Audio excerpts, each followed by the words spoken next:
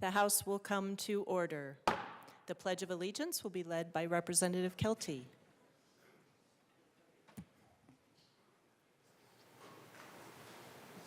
I pledge allegiance to the flag of the United States of America and to the republic for which it stands, one nation, under God, indivisible, with liberty and justice for all. Mr. Schiebel, please call the roll. Representatives Armagost, Bacon, Barone, Byrd, Representative Byrd, Basenecker, Bottoms, Bradfield, Bradley, Brooks, Brown, Caldwell, Camacho, Carter, Clifford, Representative Clifford, DeGraff,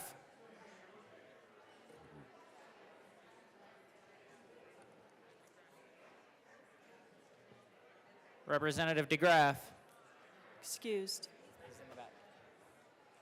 Duran, English, Representative English, Excused. Espinoza, Foray, Froelich, Garcia, Garcia Sander, Gilchrist, Representative Gilchrist, Excused. Gonzalez, Hamrick, Hartsook, Jackson, Johnson, Joseph, Kelty, Leader, Lindsay, Representative Lindsay, Excused. Linstead, Luck, Lukens, Mabry, Representative Mabry, Excused. Marshall, Martinez, Morrow is excused, McCormick, Pascal, Phillips, Puglisi. Minority Leader Puglisi is excused. Richardson. Okay. Ricks. Representative Ricks. Excused. Rutinel. Ryden. Sirota. Smith. Soper. Representative Soper is excused. Excused. Stewart K. Stewart R. Story. Sukla. Taggart. Titone. Valdez A. Representative Valdez. Excused. Velasco. Weinberg. Wilford. Winter. Woodrow. Woog. Zokai. And Madam Speaker. Here.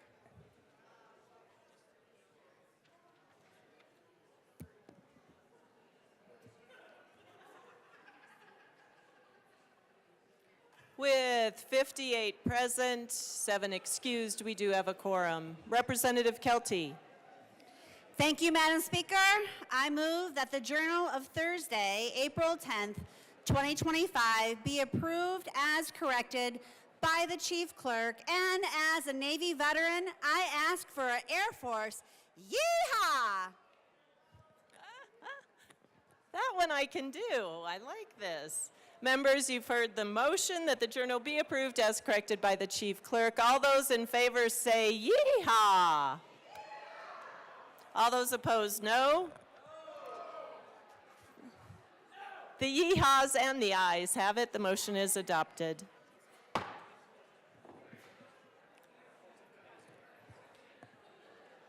Mr. Shebel, please read our reports of committees of reference. Committee on Appropriations, after consideration on the merits, the committee recommends the following. House Bills 1017 as amended, 1098 as amended, 1215 as amended, 1223, 1269 as amended, 1274, and 1281 as amended, and Senate Bills 45, 55 as amended, 147, and 173 as amended be referred to the Committee of the Whole with favorable recommendation. Thank you, Mr. Shebel. Members, announcements. Announcements and introductions before we get to our work this morning.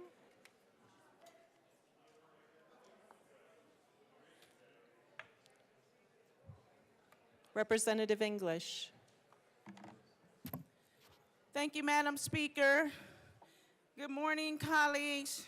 Today is the kickoff of Black Maternal Health Week, and I have some people and some organizations in the gallery that I want to acknowledge, but I want to read something to you real quick since it's not a long line of, so, brother, Black Caucus members, thank you. Let's do this. Let's honor our people. It's very important to elevate this space, elevate the voices of Black women and Black bodies when it comes to maternal health care.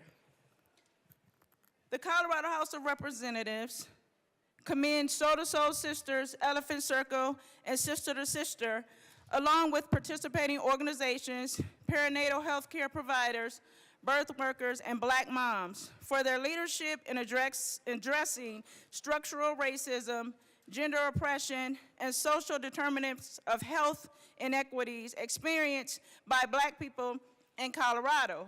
Their efforts significantly improve access to the full spectrum of maternal, sexual, and reproductive health care for all women and birthing people. Recognizing the designation of April 11th through April 17th, 2025 as the 8th annual Black Maternal Health Week founded by Black Mamas Matter Alliance Incorporated, we are highlighting the urgent needs to address the maternal and reproductive health crisis in the United States and the importance of reducing maternal mortality and morbidity among Black women and birthing persons. This year's theme is Healing Legacies, Strengthening Black Maternal Health Through Collective Action and Advocacy, acknowledging the persistent legacies of systemic oppression, reproductive injustices, and health inequities that have disproportionately affected Black mamas and people. This week emphasizes the need for healing at both individual and community levels while addressing the need for restorative approaches to maternal health care. Let's commit to upholding policies rooted in racial, reproductive, and birth justice, as well as human rights, and amplify the leadership of Black mamas who have always been at the forefront of movements for justice, bridging families, communities, and change. And I want to thank you all who showed up for the breakfast this morning and actually came in and listened to what was being said when it comes to the Black maternal health of Black people. And if you would stand, and well, you're all standing, thank you very much, but acknowledge my guests, Black Mamas Matter, Sister to Sister, Soul to Sister, Elephant Circle, please stand in the gallery and be acknowledged. Yes. Thank you all. Thank you for your work you do in advocacy in this space. I appreciate you being here. Or we. Thank you. Representatives Rutenell and Zokai. Thank you, Madam Speaker. Members, today we are here to welcome the Sikh community of Colorado to the Capitol. Next Monday, April 14th, is the Sikh holiday of Vaisakhi, which marks the day to celebrate when Sikhism was born as a collective faith. And this morning we began with a Sikh prayer. Sikh originate from the Punjab region in northern India and represent the 5th largest religion in the world. Members, I'll invite your attention to the well, please. Thank you.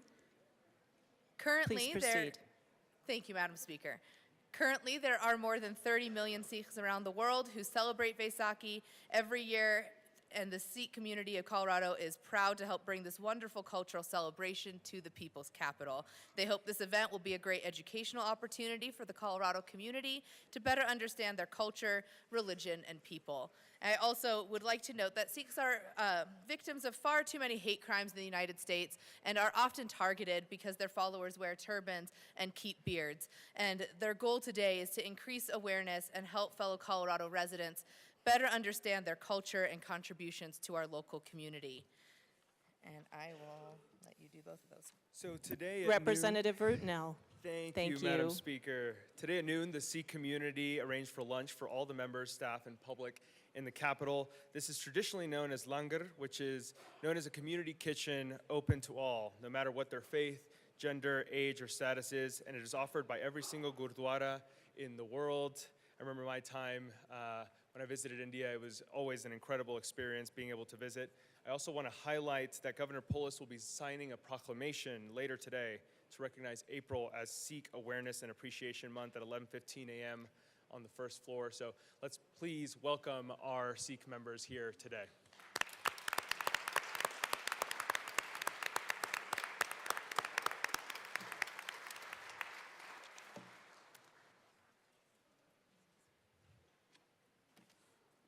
Madam Majority Leader. Thank you, Madam Speaker. Members of the House, I rise today to recognize a truly extraordinary group of young leaders, the 2025 Gold Award Girl Scouts. Yeah.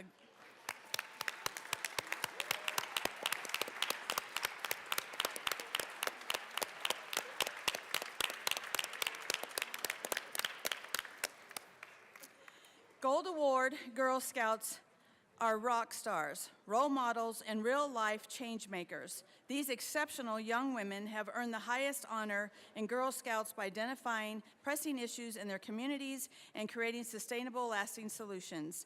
They are leaders who exemplify courage, confidence, and character in everything they do. And, you know, I am a result of being a Brownie and a Girl Scout. And those tools that I learned early on as a young woman really helped me through my life experience. So thank you, and thank you to them for being here today. Representative Johnson.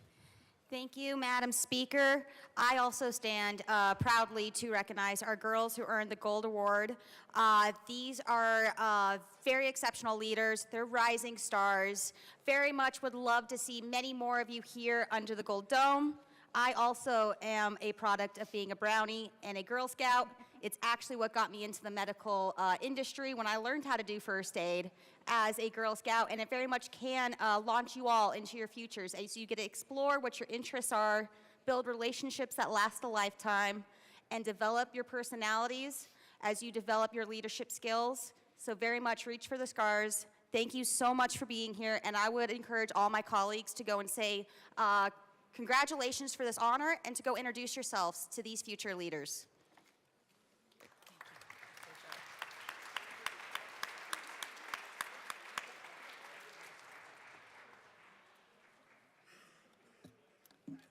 Members, we are moving on to business.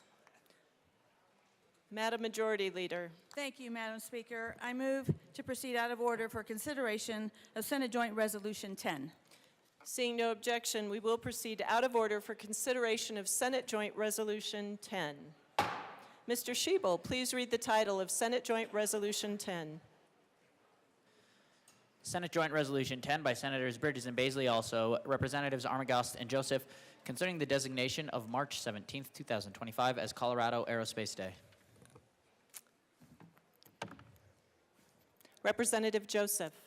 Thank you, Madam Speaker. Today I rise in celebration of Colorado Aerospace Day, which recently passed, a moment to recognize and uplift one of our state's most dynamic and visionary industries. Colorado is not just a leader in aerospace. We are the launch pad for innovation, discovery, and national security. With over 500 aerospace companies and suppliers, and the second largest aerospace economy in the country, Colorado is where imagination meets engineering, where satellites are born and missions to Mars are planned.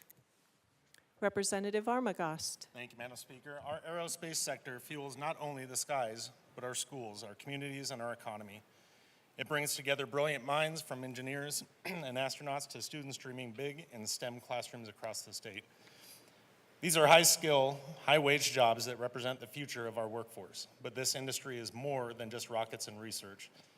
It's weather forecasting that protects lives. It's a GPS that guides everyday travel. It's national defense that keeps us safe, and it's the spirit of exploration, the belief that there's always something more out there that defines the best of Colorado. So today, let us celebrate our aerospace legacy and recommit to reaching even higher, investing in education, supporting innovation, and making Colorado the place where the future continues to take flight. We do need to move the resolution. Representative Joseph. Thank you, Madam Speaker. I move Senate Joint Resolution 10 Thank you. and ask for a yes vote.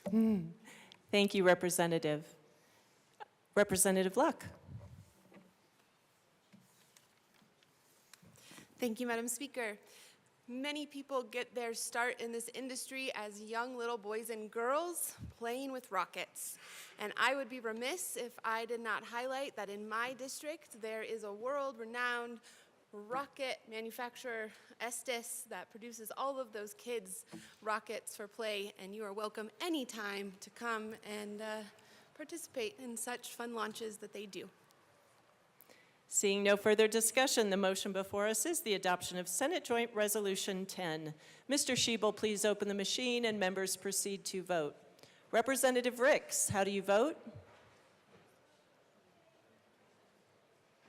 Yes. Representative Ricks votes yes. Representative Lindsay, how do you vote? Yes. Representative Lindsay votes yes.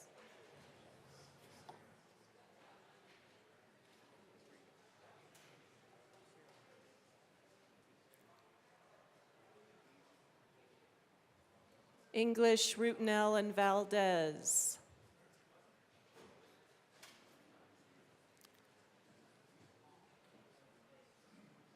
English and Valdez. There's Valdez. $5 fine, Representative. English is excused and also a $5 fine. Please close the machine. With 61 ayes, 0 no, and 4 excused, the resolution is adopted. Co-sponsors.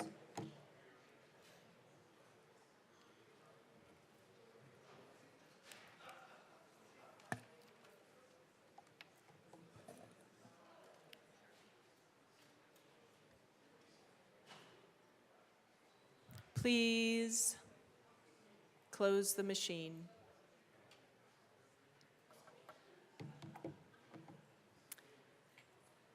Madam Majority Leader. Madam Speaker, I move the following bills be made special orders today, April 11, 2025, at 9:27 a.m. House Bill 1260, House Bill 1163, House Bill 1308, Senate Bill 31, Senate Bill 9, Senate Bill 35, Senate Bill 83, House Bill 1307, House Bill 1306, House Bill 1069, House Bill 1305, House Bill 1158, and House Bill 1281. Seeing no objection, the bills listed by the Majority Leader will be made special orders on April 11th at 9:27 a.m. Representative Zokai.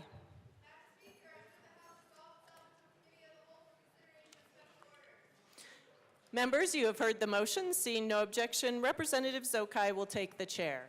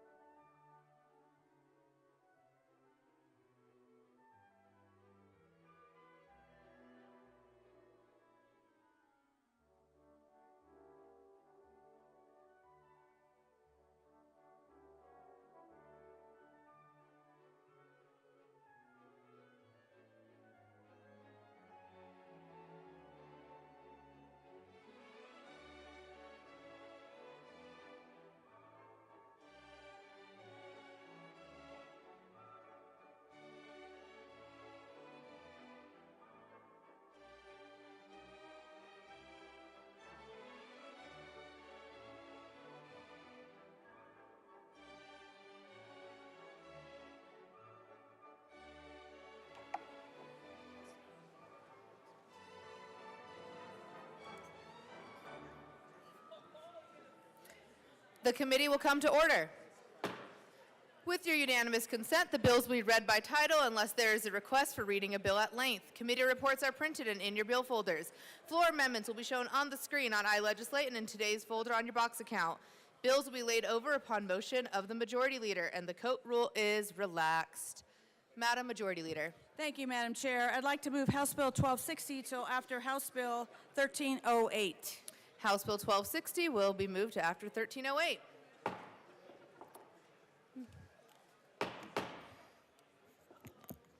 Let's keep it down, please. Conversations to the side. Mr. Schiebel, please read the title to House Bill 1163. House Bill 1163 by Representatives Stewart K. and Taggart, also Senators Roberts and Simpson, concerning free access to state parks for Colorado Ute tribes. Representative Taggart. Thank you, Madam Chair. I move House Bill 1163 and the Appropriations Committee report. Thank you, Representative. Members, if you can hear me, say shh. Shh. To the Appropriations Committee report. Is there any discussion on the Appropriations Committee report? We have an explanation. Is there any discussion on the committee report? Yes. Yes, Representative Taggart. I apologize. Yesterday was a long day, and my group over here is ready to hang me again. In the Appropriations Committee, we brought forward an amendment that while we have a first step in this bill for providing free access to our two tribal nations in this state, that being the Southern Utes and the Mountain Ute tribes, we also recognize that this is a first step and that there are many more indigenous Native American people of many different tribes in the state. And what we wanted to bring forward was the fact that this was in fact a first step, that the Department of Natural Resources would continue to have conversations with the other tribes of this state to in fact have additional steps to support those individuals as well. So I stress today's bill of 1163 is just a first step. Thank you. Representative Soper. This is on the Appropriations Committee report. Okay, is there any more discussion on the Appropriations Committee report? Seeing none, the question before us is its passage. All those in favor say aye. Aye. All those opposed, no. The ayes have it. To the bill. Representative Stewart. Thank you, Madam Chair. This bill is a very important first step in reparative action related to the long and painful intergenerational experience concerning the impacts of historical federal and state policies that contributed to the forced removal and relocation of indigenous people from the ancestral homelands. The Ute people are the oldest continuous residents of what is now known as the state of Colorado and have significant historical and cultural ties to the majority of the land within the state. They do not have a migration story because they've been here since time immemorial. This, as my good colleague said, is a really important first step in giving that access for cultural, spiritual, and ancestral purposes, and I urge and I vote. Representative Taggart. Thank you, Madam Chair. I'm very glad to be on this bill with Representative Stewart. Having had, as many of you know, a long-standing career in the outdoor recreation industry and being an outdoor enthusiast, I know how important it is to connect people with the outdoors. It is long, long overdue to take this very first step to reconnect our two tribal nations in this state with our state park system. I also want to recognize that Colorado is home to 200,000 residents that have connections with 200 tribal nations. There are at least 48 of those in this state. And with this amendment, the prior amendment, the commitment to keep working on a longer-term solution.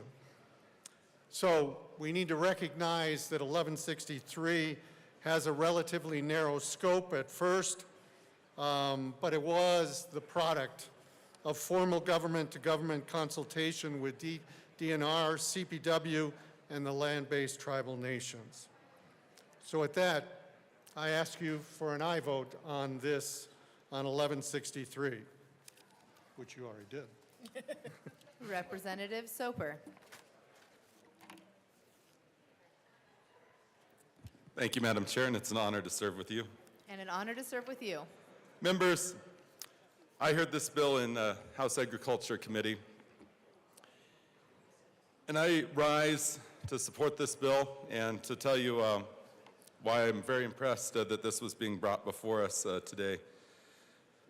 There was the American Indian Religious Restoration Act before Congress from 1978. And this quote from the federal statute says, "Henceforth it shall be the policy of the United States to protect and preserve the American Indians and their inherent right to freedom, to believe, to exercise the traditional religions of the American Indian, the Eskimo, Aleut, the Native Hawaiians, including but not limited to access to sites used and possession of sacred objects and the freedom to worship and to conduct their ceremonial and traditional rituals." I just want to say this is upholding what Congress in 1978 passed, what's been confirmed by the United States Supreme Court, that we need to allow our Native tribes within Colorado access to their historic and sacred sites, those being within our state parks and state public lands. I do want to thank my good colleague from the Western Slope, well actually both of them, for their commitment to ensure that it's not just limited to the two Ute tribes that are within Colorado. As we know, there's a third tribe that actually should be in Colorado, but unfortunately because of how things work throughout history, they were pushed over the border into Utah. We'd love to be able to welcome them back to our great state, but to be able to ensure that they have access along with any other tribe that has a historic connection to Colorado. As you just heard, that's a number of tribes. So I am in full support of this bill. I'm in support of expanding this in the future. Certainly, it's always a problem when it comes down to dollars and cents to do the right thing, but this is definitely the right thing. It's been long overdue, and I can't thank you enough for bringing this bill forward. Thank you. Representative Sukla, and before Representative Sukla, I'm not mad, I'm just disappointed. Keep it down. Thank you, Madam Chair. Common sense bill, good bill. There's a lot of Colorado state parks close in proximity to these, to the two reservations, so it just all fits together.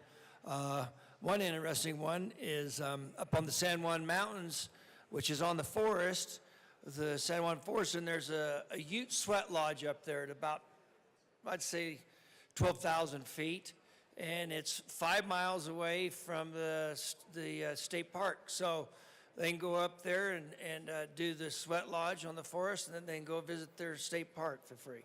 Good bill. AML Bacon.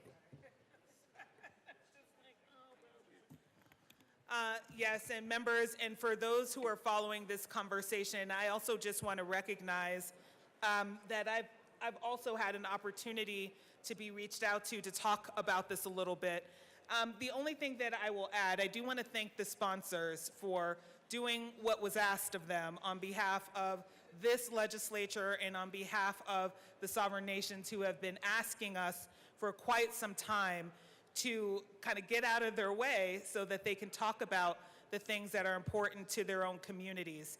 But I do also want to acknowledge that we have heard from the other members of other indigenous tribes that also believe many lands in this state, as we all have acknowledged before, are sacred to them as well. And so what we are trying to thread by way of a needle is how do we support the tribal nations in being able to actualize what they know they need and to be true, while also recognizing that there are conversations that may need to happen that we may not and probably should not, as a legislature, put our fingers on. So we want to be sure that we have at least opened the door by way of recognizing what this bill does is recognize that our state parks are ancestral and religious lands, and that people should be able to access them for free because of that.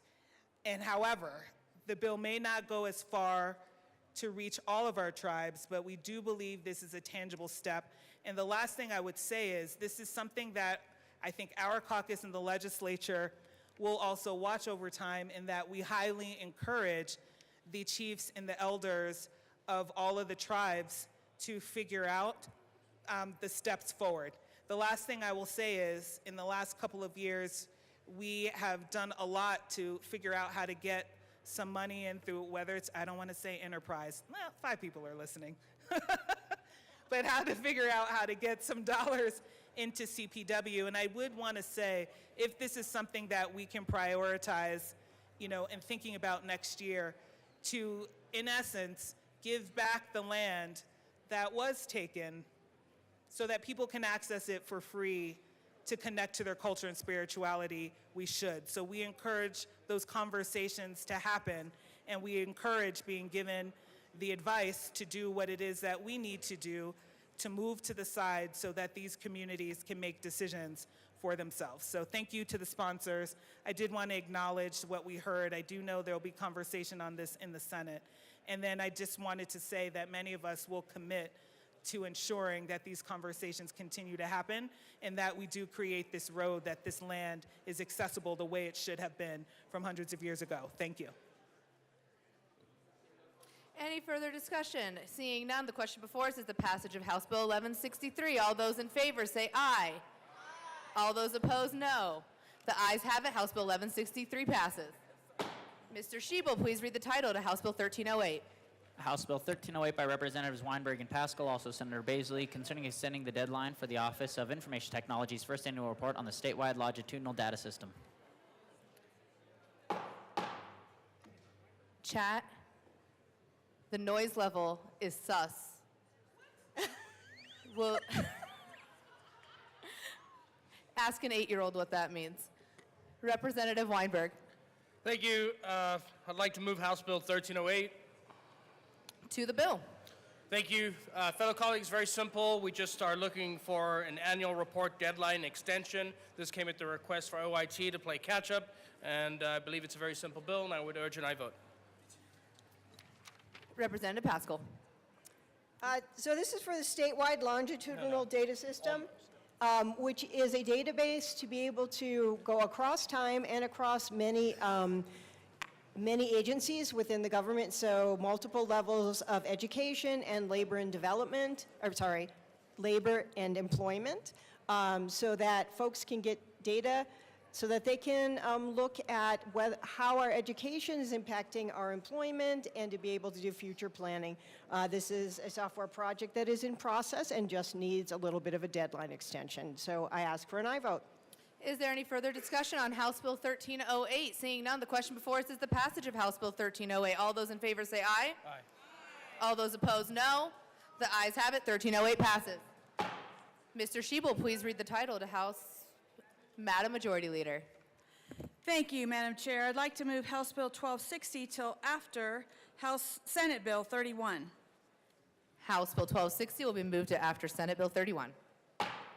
Mr. Schiebel, please read the title, Senate Bill 31.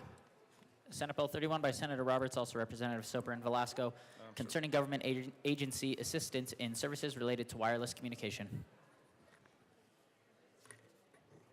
Representative Soper.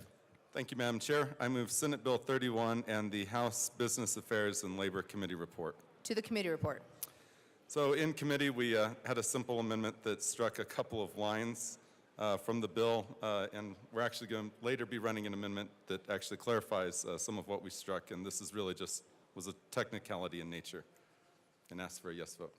Is there any further discussion on the committee report? Seeing none, the question before us is the passage of the Business Affairs and Labor Committee report. All those in favor say aye. Aye. All those opposed, no. The committee report passes. Representative Velasco.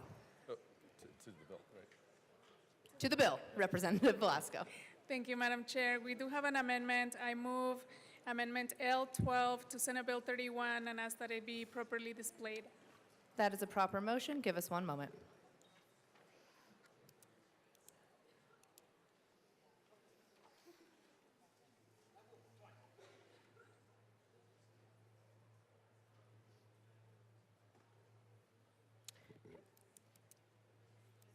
Nearly there. That is properly displayed. Please proceed. Thank you so much, Madam Chair. And this amendment is just to address some technical definitions for our Broadcaster Association, and we urge a yes vote. Is there any further discussion on Amendment L12? Seeing none, the question before us is its passage. All those in favor say aye. Aye. All those opposed, no. Amendment L12 passes. To the bill. Representative Soper. Thank you, Madam Chair. Members, this is a bill that came from the Cell Phone Interim Committee over the summer, and which I was a member of. And the bill does two things. One is it allows the Broadband Office to assist local governments and companies with technical assistance concerning grants or working with companies or local governments for being able to build out wireless in addition to broadband. It's just adding to a current section of statute. Then the second thing it does is whenever there's those emergency alerts that go out that we receive text messages for, it says that in addition to being English, the second most predominant language would be included. And this really is a public safety element to make sure that everyone knows that, for example, there's a fire and you need to evacuate now, and that they actually understand the message. So it's a good bill, and we ask for a yes vote. Is there any further discussion? Seeing none, the question before us is the passage of Senate Bill 31. All those in favor say aye. Aye. All those opposed, no. The ayes have it. Senate Bill 31 passes. Mr. Schiebel, please read the title to House Bill 12. Madam Majority Leader. Thank you, Madam Chair. I'd like to move House Bill 1260 to the end of the special orders calendar. House Bill 1260 will be moved to the end of the special orders calendar. Mr. Schiebel, please read the title to Senate Bill 9. Senate Bill 9 by Senators Roberts and Danielson, also Representatives Weinberg and Joseph, concerning recognition of certain tribal court orders. Representative Joseph. Thank you, Madam Chair. I move Senate Bill 9. To the bill. Representative Weinberg. Thank you. Fellow colleagues, this is honestly one of the best bills I've been on in my 3 years. I'd love to give credit over to my co-prime here. It's an honor working with her through this one. This bill is about honoring the sovereignty of our tribal nations and ensuring public safety across all jurisdictions in the state of Colorado. For too long, there has been a gap in our statutes that have left tribal court orders, including arrest warrants and behavioral health commitments, without clear recognition in our state system. That creates confusion, delays, and in some cases, risk to community safety and to individuals in crisis. Senate Bill 9 fixes this. It affirms that when a tribal court issues a valid order, whether it's an arrest warrant or a mental health commitment, that order will be respected and enforced just as one from a state court would be. This isn't just about logistics. It's about equity, partnership, and honoring our government-to-government relationship with our tribes. This bill was crafted thoughtfully with bipartisan support and input from our tribal leaders across the state. It includes protections for due process, clarity for law enforcement, and ensures appropriate care for those under behavioral health orders. Practical, respectful, and long overdue. And I urge an aye vote. Representative Joseph. Thank you, Madam Chair. I just want to echo the comments made by my co-prime. Please vote yes for this bill. This is a great bill. It just ensures full faith and credit to an arrest warrant issued by tribal court and also mental health orders. Again, this is a bill from the American Indian Affairs Interim Study Committee. although my co-prime gave me credit, the credit goes to that committee wholly, and also to the American Indian Affairs tribes and Native communities here around the state. They were part of this conversation, and they've been part of the consultation, so all the credit goes to them. And I was, again, honored and delighted to work with Rep. Weinberg on this particular bill. And also, it was a learning opportunity for me as well to work on Native American affairs here within the state of Colorado. I urge for a yes vote, and thank you. Is there any further discussion on Senate Bill 9? Seeing none, the question before us is the passage of Senate Bill 9. All those in favor say aye. Good job, Jim. Those opposed, no. The ayes have it. Senate Bill 9 passes. Clifford. Mr. Shee will please read the title to Senate Bill 35. Senate Bill 35 by Senators Frizzell and Michelson Janay, also Representatives Clifford and Weinberg, concerning establishing a limitation of actions against an individual performing a real estate appraisal practice. Representative Weinberg. Thank you. I'd like to move Senate Bill 25035. To the bill.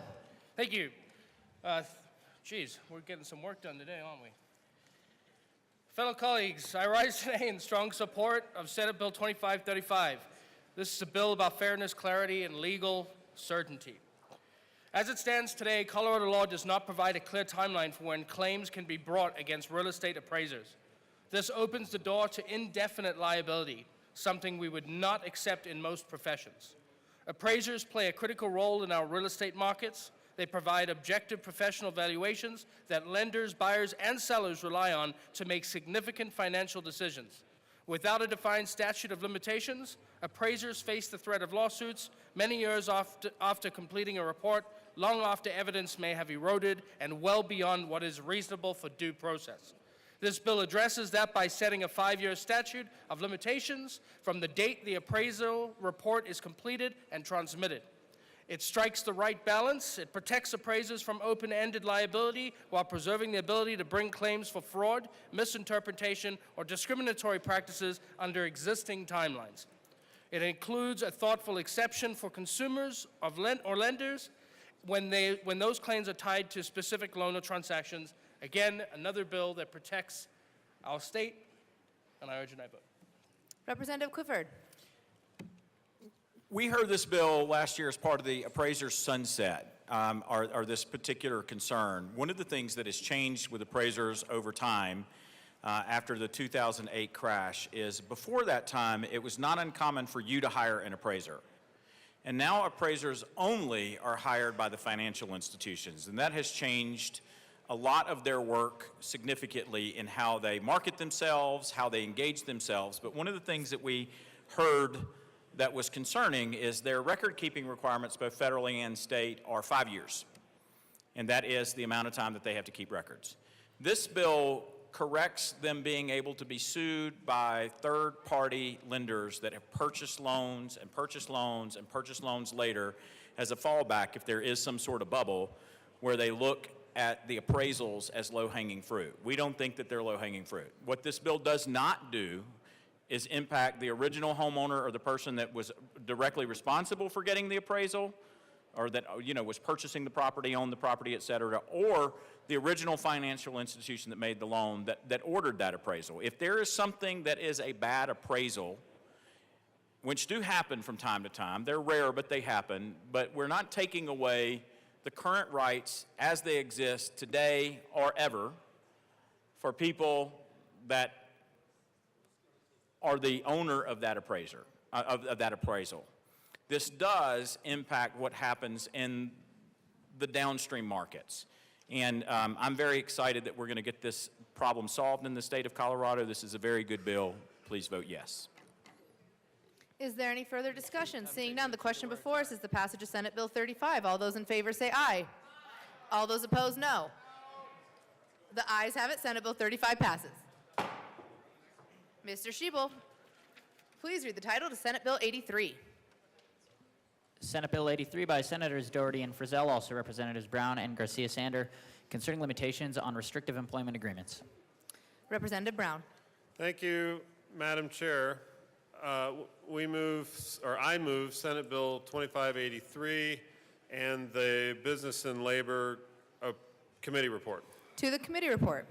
Any discussion? In the committee report, we added some amendments that helped to clarify that language that was added in the Senate only applies to a physician. We also added or struck some language related to liquidated damages, and we'd ask for an aye vote. Is there any further discussion on the committee report? Seeing none, the question before us is the passage of the Business Affairs and Labor Committee report. All those in Representative Clifford. My apologies, Madam Chair. are forgiven, I thought my amendment was Representative. to the bill, and I just noticed that it's to the committee report. Representative Clifford. I move L10 to the Business Affairs and Labor Committee report and ask that it be properly displayed. That is a proper motion. Give us one moment. Sorry, everybody, I'm a little out of breath now. That is properly displayed. Rep. Clifford, please proceed.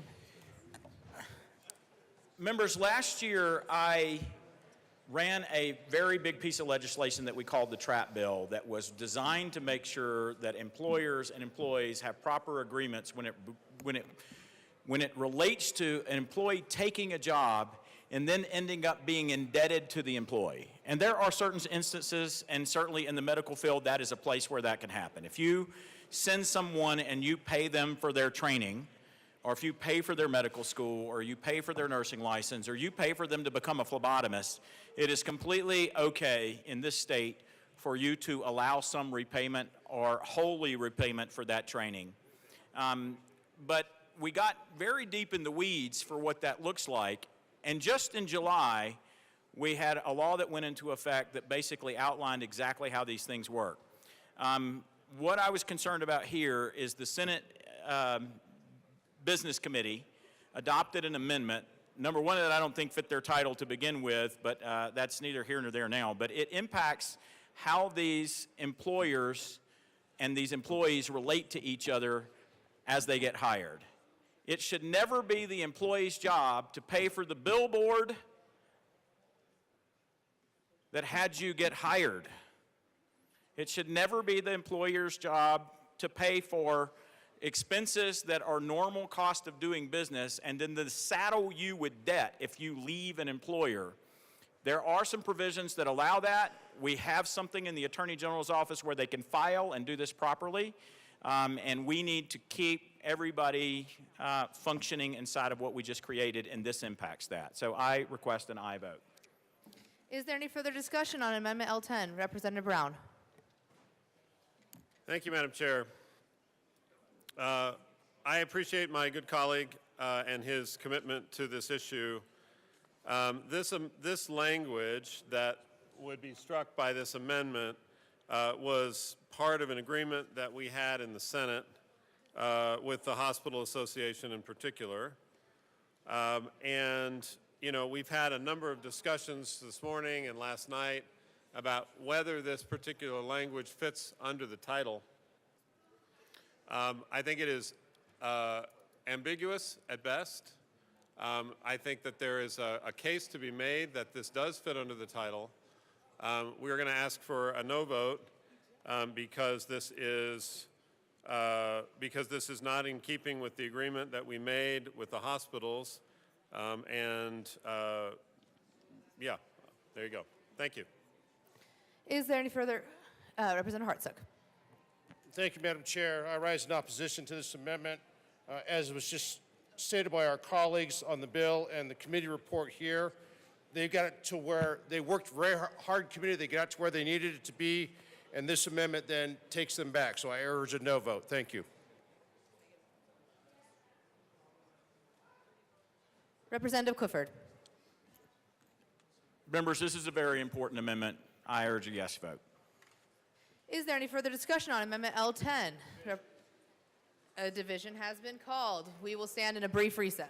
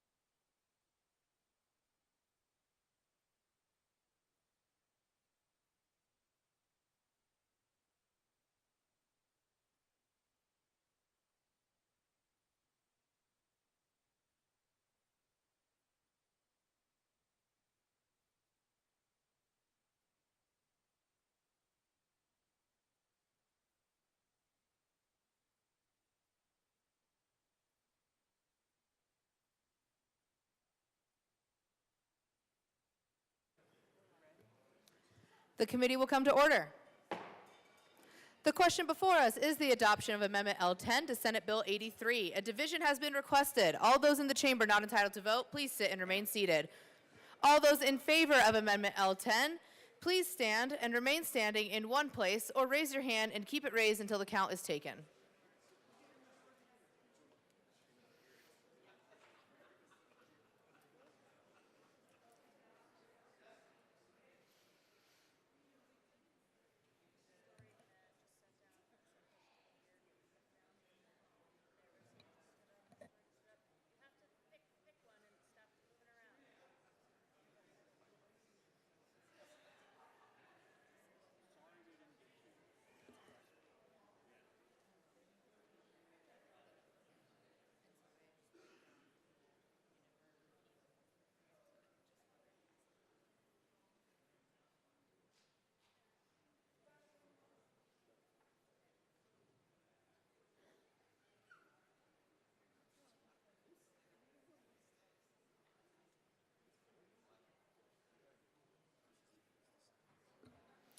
You may be seated.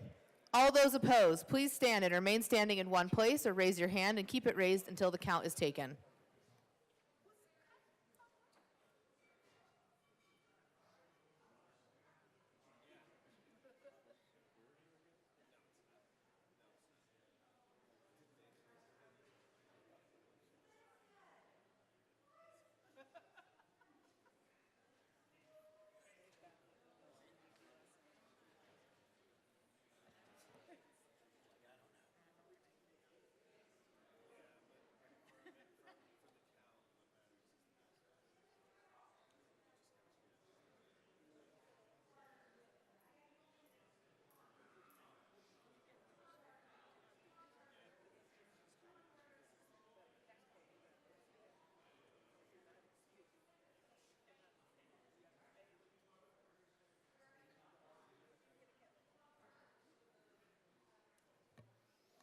You may be seated. Amendment L10 passes. To the committee report. Is there any further discussion on the Business Affairs and Labor Committee report? Seeing none, the question before us is its passage. All those in favor say aye. All those opposed, no. The ayes have it. The committee report passes. To the bill. Representative Brown. Thank you, Madam Chair. And thank you for the discussion on the committee report. We appreciate that. Senate Bill 2583 concerns limitations on restrictive employment agreements. It's a bipartisan effort to ensure that healthcare providers can continue to care for their patients without being forced to leave their communities due to restrictive non-compete agreements. Nearly 40% of physicians nationwide are bound by non-competes, and we've seen firsthand how these agreements limit access to care, especially in rural and underserved areas where healthcare workforce shortages are already severe. This bill ensures that we have continuity of care for patients by allowing them to keep seeing their trusted providers. It ensures that they support healthcare workforce retention so that physicians and advanced practice nurses, physician's assistants, and dentists can continue practicing in Colorado. And it prevents unfair legal barriers to stop providers from moving between jobs or starting their own practices. Non-compete agreements are harming both patients and providers, and this bill is a necessary step to ensure that healthcare professionals can continue practicing where they need it the most. I will say that this bill passed out of committee unanimously, although in a different form now. But we would ask for an aye vote on this particular bill. Representative Garcia Sander. Thank you, Madam Chair. Thank you, Madam Chair. Good bill, vote yes. This supports free market for medical providers, allowing them to continue practicing, especially in our small rural communities where we have medical health provider deserts. So good bill, vote yes. Thank you. Is there any further discussion on Senate Bill 83? Representative Soper. Thank you, Madam Chair. I also rise in support of this bill. As someone who sits on a rural special district hospital board, I can tell you that the covenants not to compete definitely are incredibly restrictive. And what happens is the covenant will be placed on, and when we're trying to hire a professional, for example, from Grand Junction to Delta, it's usually within the mileage distance in which that individual can't compete in. And when it's for something like a year, that can be devastating to really be able to wait for that individual to be able to come online and to start working, especially when they're ready, willing, and able to do so. And the delay certainly impacts access to healthcare in rural Colorado. So this is not only good from a free market perspective and being able to practice the profession in which you're trained in, but it's also good from access to healthcare, which we want to make sure that all of our healthcare professionals are able to compete and to be able to treat patients where patients are, so that access is where patients need it. Thank you. Representative Suka. Thank you, Madam Chair. So in the town that I live, we used to have private practices scattered throughout the town. And then the hospital made an agreement that if you wanted floor time, you had to make the agreement. Well, over the years, what happened is all of the private practices went away because they were tied into the hospital. Then all the doctors, and they're getting underpaid, by the way, are forced now just to work for the hospital, and we lost all of our private practices.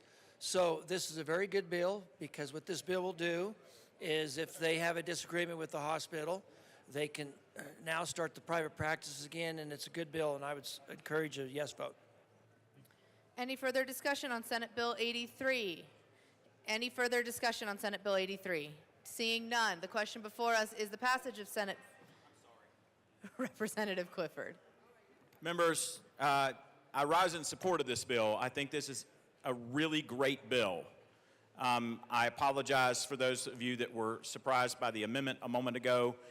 It is certainly not that I have any issues with the bill or what it intended to do. It was just something that the Senate added that I thought was in violation of a law we just passed. That was my only issue. I am a yes on this bill. Thank you. Any further discussion on Senate Bill 83? Seeing none, the question before us is the passage of Senate Bill 83. All those in favor say aye. All those opposed, no. The ayes have it. Senate Bill 83 passes. Mr. Schiebel, please read the title to House Bill 1307. House Bill 1307 by Representatives Luck and Carter, also Senators Ball and Rich, concerning updating technical references in education law. All right, Representative Carter. Thank you, Madam Chair. I move 1307. All right, to the bill. Thank you, Madam Chair. This is a statutory revisions bill. Basically what happened was there was a program that was created.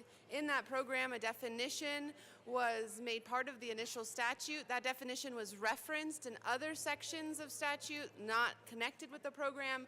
The program has repealed, but we still need that definition. Representative Luck, can you hold on just a moment? Members, it's getting loud in here. Please quiet down. Continue. Thank you, Madam Chair. All we're doing is making sure that definition continues to remain in statute, so we're creating a new section with that definition so as to eliminate any confusion related to the cross-references and the repeal of that particular provision or program. Okay, Representative Carter. Thank you, Madam Chair. For the members who do not know what the Statutory Revision Committee is, it is a committee that tries to make all of our statutes congruent with each other. Over the off season, they continuously go through the statutes to find issues just like this. It is a technical fix, and I am asking for an aye vote. Is there any further discussion? All right, Representative I did not second. Martinez. I did not. Thank you, Madam Chair. It's an honor to serve with you. It's a pleasure serving with you, too. Members, I'm from the San Luis Valley, in case you all forgot. So I asked this commission, or this question in committee, and I just wanted to make sure that we had a response for this for the bill sponsors. I just want to make sure I know how this bill in particular is impacting rural Colorado and southern Colorado in particular. Is there any further discussion? Oh, Representative Luck. Thank you, Madam Chair. I think it's important that we answer each other, so let me do my best to help you understand that. In both rural and urban Colorado, people like to have clear understanding of the law. It's actually a requirement for due process that we know what the law is, and when we strike definitions that are grounding other portions of law, then we can't have that. And so I believe that rural Colorado would very much appreciate this clarity. Is there any further discussion? Seeing none, the question before us is the passage of House Bill 1307. All those in favor say aye. All those opposed, no. All right, the ayes have it. House Bill 1307 passes. Yeah, that's fun. Mr. Schiebel, please read the title of House Bill 1306. House Bill 1306 by Representatives Luck and Espinoza, also Senators Ball and Rich, concerning alphabetizing the plumbing profession definitions. Representative Luck. Thank you, Madam Chair. I move House Bill 1306. All right. To the bill, Representative Espinoza. Thank you, Madam Chair. This bill is another statutory revision committee bill. In this one, we are asking to clarify the statute again. Part of helping people understand where things are in statute is making sure that they're alphabetically in order. In the plumbing statute, one of the definitions was put out of order, thus making it very difficult if you're trying to find a definition because it's not in the place that it should be. So this is a simple fix to alphabetize the plumbing code definitions and ensure that the rural readers and urban readers can find it in the right order. We'd ask for an aye vote. Representative Luck. Thank you, Madam Chair. Thank you to my co-prime. I just, for those who are visual learners, want to give you an image, a hypothetical. You know, you go to the library and you're looking for a book and the records say it's there, but you can't find it in the section because it's out of alphabetical order. That is a problem there. It's a problem here. So we're fixing it here and we ask for an aye vote. Is there any further discussion on the bill? All right. Seeing none, the question before us is the passage of House Bill 1306. All those in favor say aye. Aye. Those opposed, no. All right, the ayes have it, and House Bill 1306 passes. Mr. Schiebel, please read the title of House Bill 1069. House Bill 1069 by Representative Luck, concerning increasing stakeholder participation in the lawmaking process through the early publishing of bills. Representative Luck. Thank you, Madam Chair. I move I move House Bill 1069 and the State Affairs Committee report. All right, to the committee report. In committee, we took an amendment that just eliminated the fiscal impact of this, so it no longer will cost the state anything to do.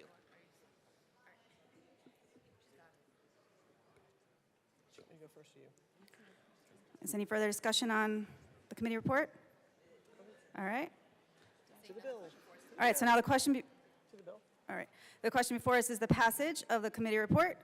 All those in favor say aye. Aye. All those opposed say no or nay.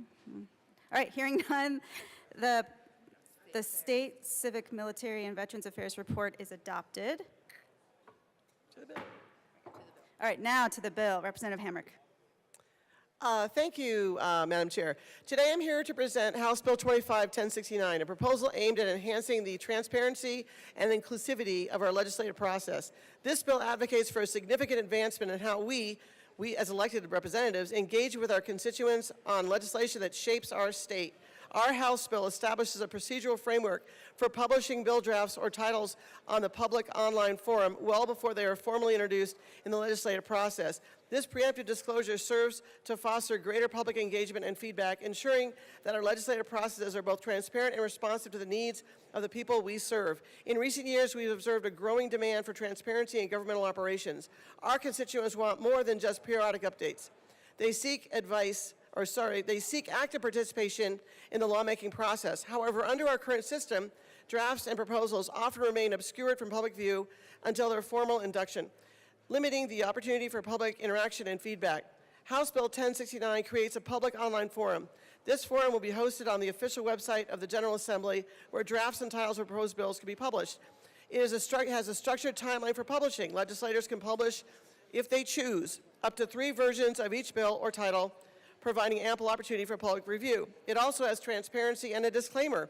Each published document will include a disclaimer, clarifying that the content is provisional and subject to change. The benefits of House Bill 25-1069 are multifold.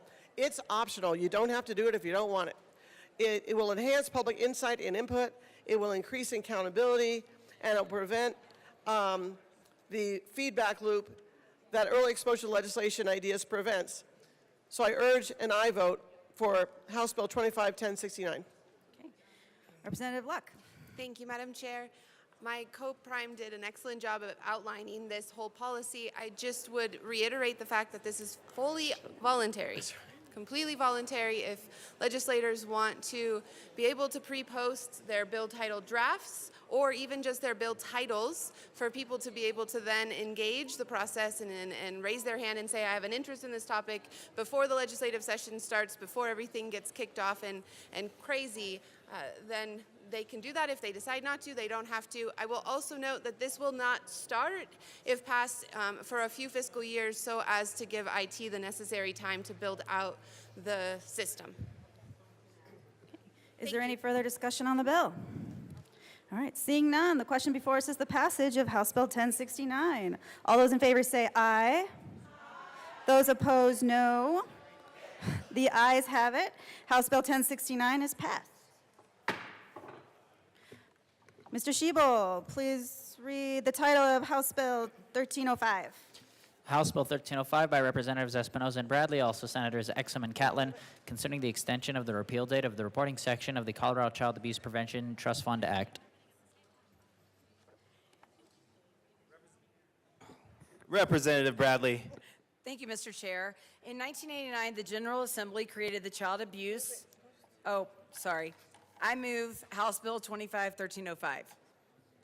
That is a proper motion. Thank you. In 1989, the General Assembly created the Child Abuse Prevention Trust Fund Act.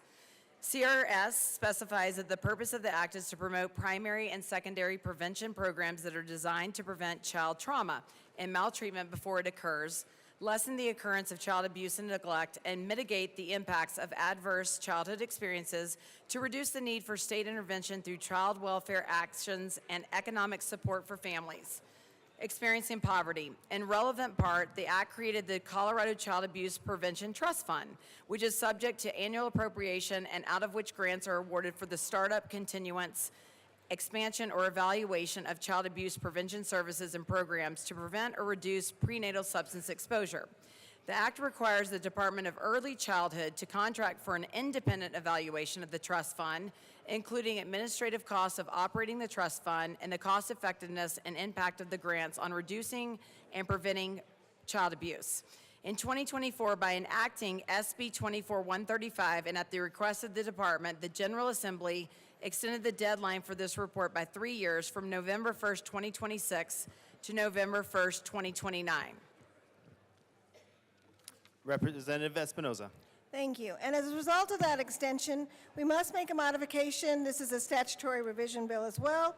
We must make a modification to extend, because the bill extends the repeal date of the reporting section of the Colorado Child Abuse and Prevention Trust Fund Act from July 1st, 2027 to July 1st, 2030 to account for the deadline extension of the report evaluating the Colorado Child Abuse Prevention Trust Fund from November 1st, 2026 to November 1st, 2029.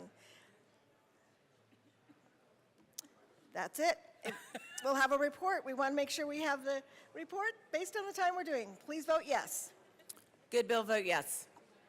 Is there any further discussion on House Bill 25-1305? Seeing none, the question before us is the passage of House Bill 25-1305. All those in favor say aye. All those opposed say no. The ayes have it. House Bill 25-1305 passes. Mr. Schiebel, please read the title of House Bill 25-1158. House Bill 1158 by Representatives Bradley and Joseph, concerning measures to enhance the integrity of digital education materials in public schools. Representative Bradley. Thank you, Mr. Chair. I move House Bill 25-1158. Is there anything else you'd like to move, Representative Bradley? And the committee report. That is The proper. Education Committee report. That is proper motion to the committee report. I move Amendment L006 to the Education Committee report and ask that it be displayed. Is that right? That is a proper motion, and L6 has been properly displayed to the amendment. Thank you, Mr. Chair. There were several asks in the Education Committee, and so we met with a bunch of stakeholders and feel like we're in a better place. Advertisement, they wanted a different definition for. Advertisement means a written, visual, or oral communication that attempts to persuade an individual to buy a product or take an action. An advertisement may be published in newspapers and magazines, on the radio, on television, or on the internet.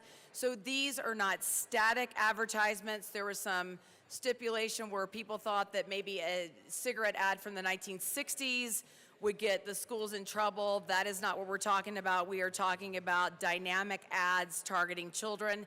This definition of advertising is already in statute under the Colorado Data Privacy Act, so we're just adding that. And then we had to add a definition of construction because in statute it has to go in alphabetical order, so we ask for an aye vote on this amendment. Colleagues, please keep your volume to just a little bit lower. Thank you very much. That's perfect. Representative English? No? Okay. The question before, is there any further discussion on Amendment L06? Seeing none, the question before us is the passage of Amendment L006. All those in favor say aye. Aye. All those opposed say no. The ayes have it. Amendment L006 passes. To the committee report, Representative Bradley. Thank you, Mr. Chair. I move Amendment L007 to the Education Committee report and ask for it to be displayed. That is a proper motion, and Amendment 7 has been properly displayed. To the amendment. Thank you, Mr. Chair. Also through massive stakeholding, we were determined to come up with a better definition instead of using harmful content that seemed very subjective, to come up with a better definition. So we came up with a definition for embedded links to define it for directs users to standalone advertisement that directly enables targeted advertising or that lacks adjacent educational or informational content or materials. There was some worry that if colleges wanted to send types of advertisement that they wouldn't be able to do that. So we came up with a better definition to define that this had to do with educational content. Prohibited advertisement means an advertisement published by a contractor in the contractor's curated digital research collection that results in the contractor collecting revenue generated for the advertisements appearing in the curated digital research collection. And then again, targeted advertising means advertisements displayed to a student based on the information obtained or inferred over time. Again, this is already in statute. And then just redefining kind of all of those different things and striking some of the redundancy, and we ask for an aye vote. Representative Johnson. Thank you, Mr. Chair. And I would like to amend the amendment by moving L010 and have it properly displayed.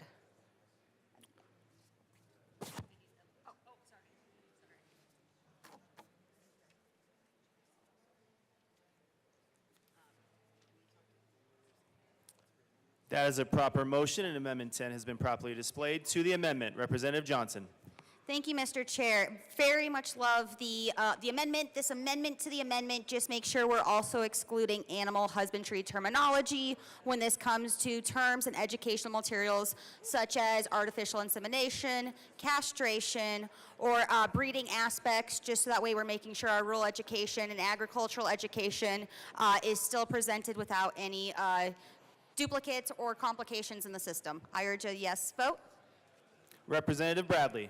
Thank you, Mr. Chair, and we really appreciate the representative for bringing this to us because we do not want to eliminate the ag community. We love our ag community. I represent rural parts of Douglas County. So we went back to the vendors and we went and talked to the Rural Schools Alliance to make sure that our amendment does not strike anything as far as the ag community. And so the first part of Amendment L007 that we offered shows that in the first part that lacks adjacent educational or informational content or materials would include animal husbandry in that. Also, when they contract with the schools, when the contractors contract with the schools, the individual schools have the ability to put in the specifics that the schools need. And so we feel that L007 takes care of all that, and this would be redundant and maybe would lack some clarity. So we would ask for no vote, but respectfully for Rep. Johnson, and a yes vote for L007.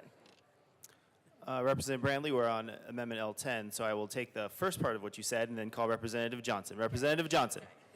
Thank you, Mr. Chair, and it's been a long budget week. I do appreciate all this moving forth, these discussions, everything you're doing. So I move to take, how do I do that? Withdraw my amendment to the amendment.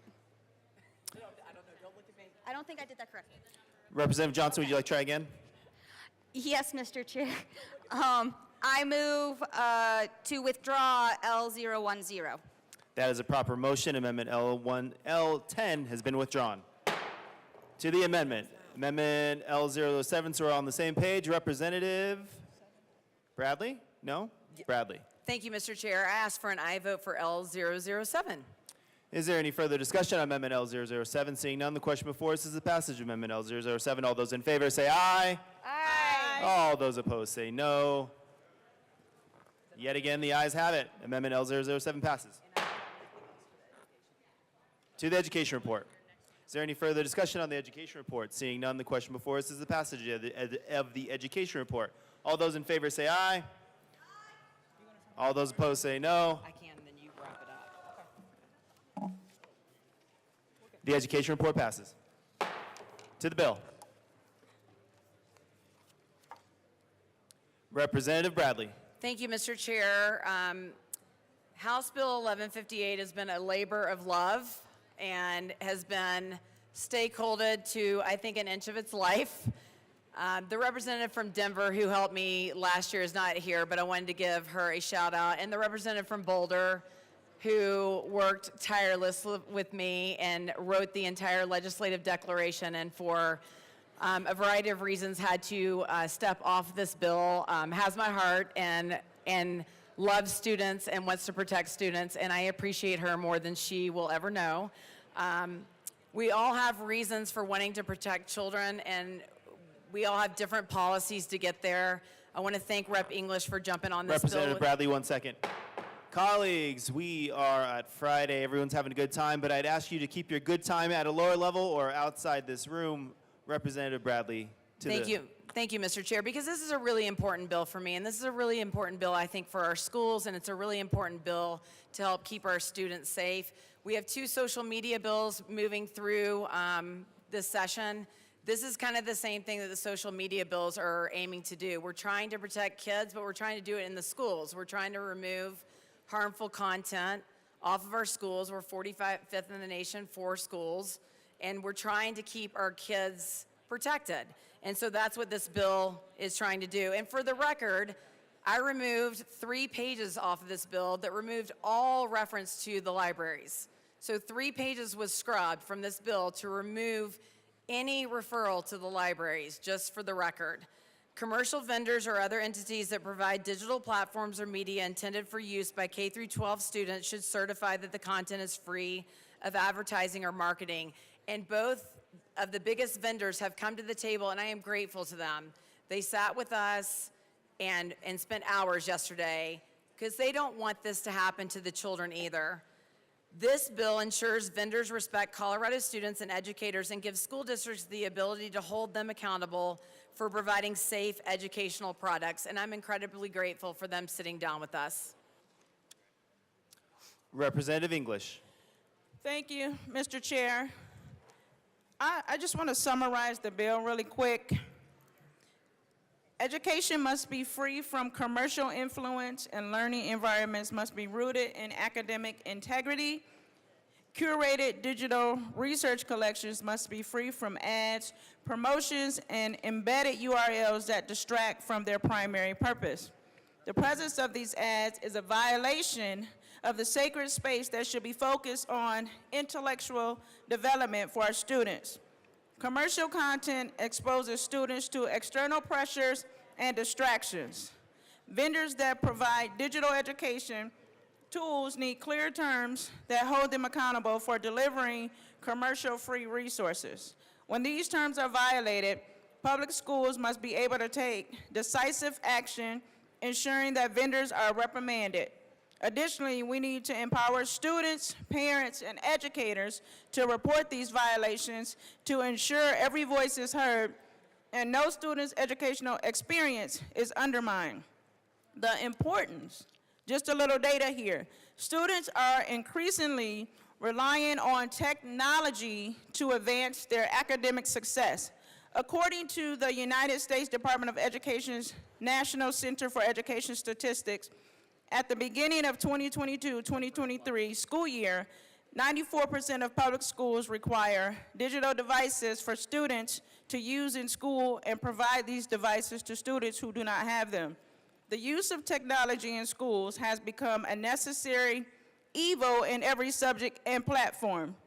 Ensuring these digital resources are commercial-free upholds Colorado's commitment to providing high-quality education according to the Department of Higher Education. Colorado leads the nation in post-secondary educational attainment.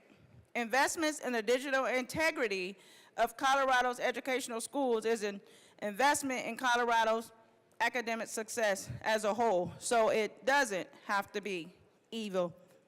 Pushback is this bill could be seen as an infringement on First Amendment rights of free speech, but the response to that is this bill does not restrict educational material by any means, only advertisements and promotions. Some may argue this bill places unnecessary burdens and requires additional resources for vendors to monitor compliance and potential violations. And the response to that is vendors are provided a clear, structured process to address violations and streamline the reforms. Notifications ensures all vendors and stakeholders are aware of the expectations. And based on our stakeholding conversation yesterday, our vendors do want to ensure that kids are protected and they don't want kids to be distracted and exposed to materials that aren't conducive to their educational success in schools. And I ask for a yes vote. Representative Bradley. Thank you, Mr. Chair. I forgot to mention in Amendment L007 that we did add a curing period of 30 days, so it's changed from the 3-day commitment to a 30-day commitment, and the vendors had asked for that, and we felt that that was fair. I also move L008 and ask for it to be displayed.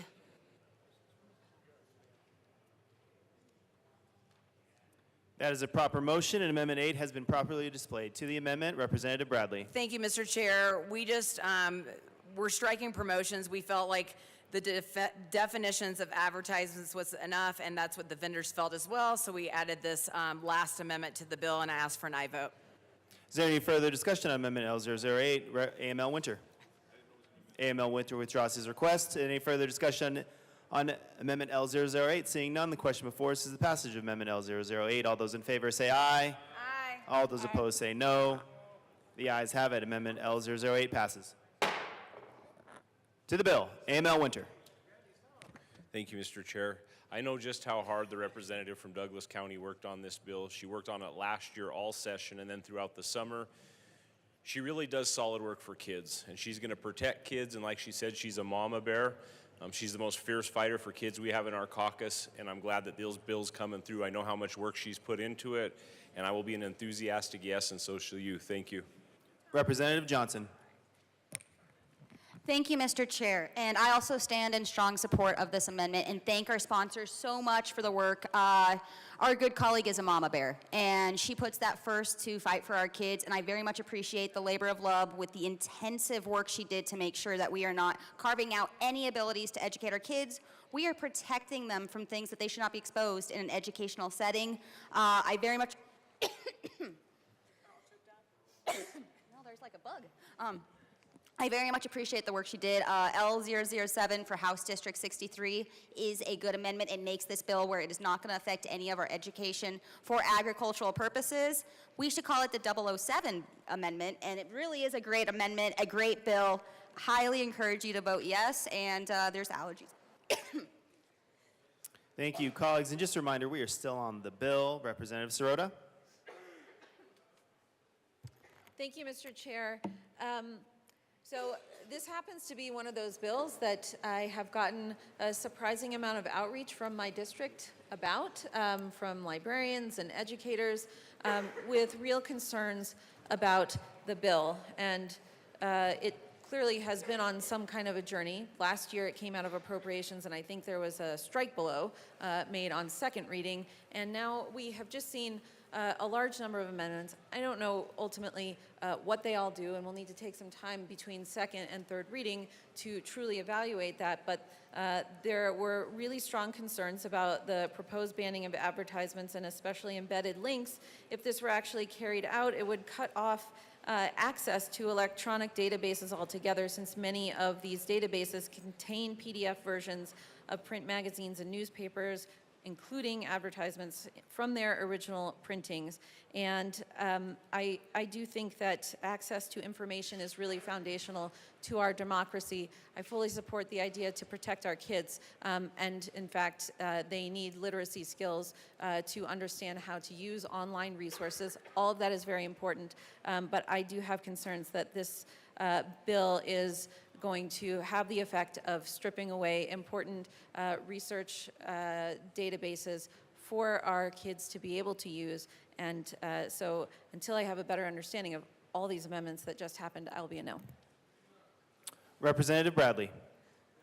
Thank you, Mr. Chair. And yes, I do not love floor amendments. I'm very outspoken about them multiple times. It is not my idea to do floor amendments. And I apologize for that. I don't think that that is the right way to do things. Unfortunately, with the long bill, this is what we're at, and I'm happy to discuss it with any of my colleagues.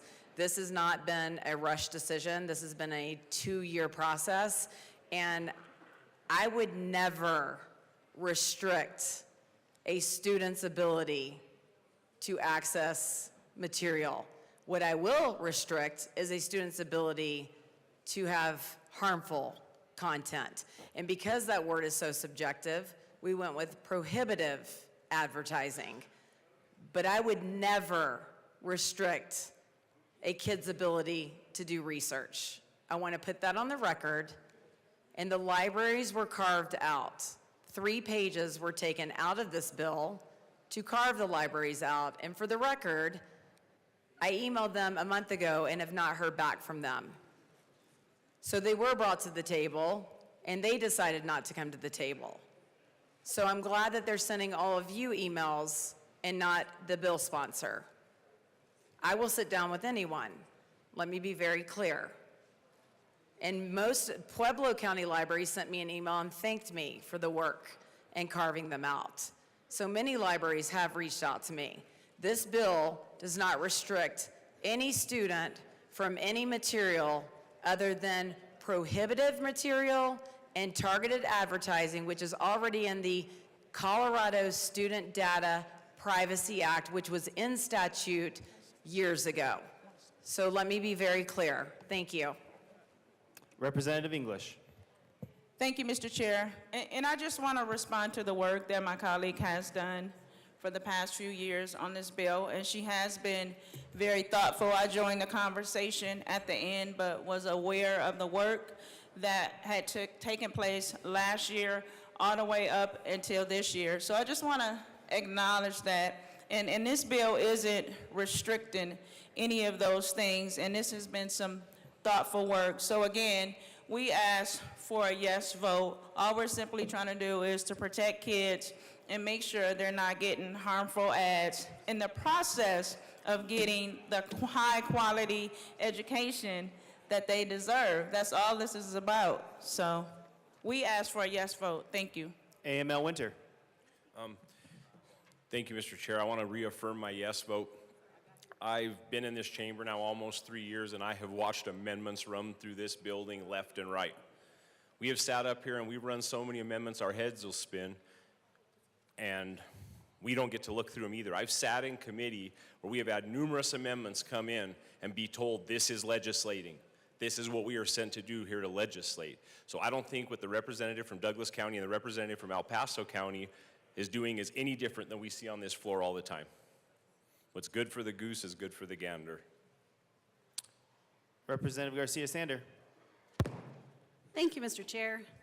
I rise in support of this bill because as an elementary school teacher and as an elementary school principal, I have had to make far too many calls home explaining to parents something that their child has been exposed to inadvertently, not on purpose.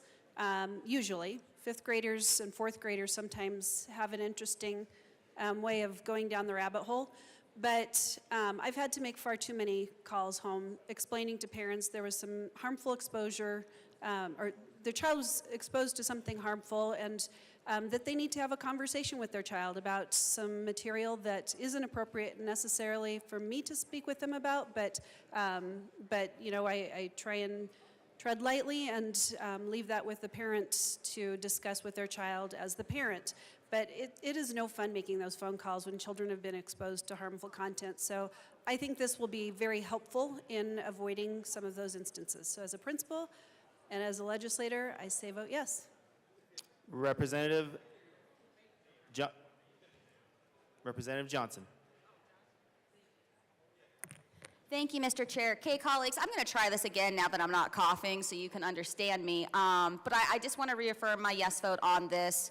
I know I had questions in committee, and just to speak to the spirit of the sponsors, they very much stakeholdered with me. They addressed my concerns. They talked to my rural folks. Very much doing all of this as it stands now. I mean, we do amendment processes because that is what we do. You hear it in committee with those who know the issues, what we consider the best, and then we bring it to the body of the whole so we can hear all the districts and get all the voices across the state. That's what's done with this bill. It was done thoughtfully, it was done with passion, and it was done holistically to look at both the urban, rural, and in communities where they're at, and I urge a strong yes. AML Bacon.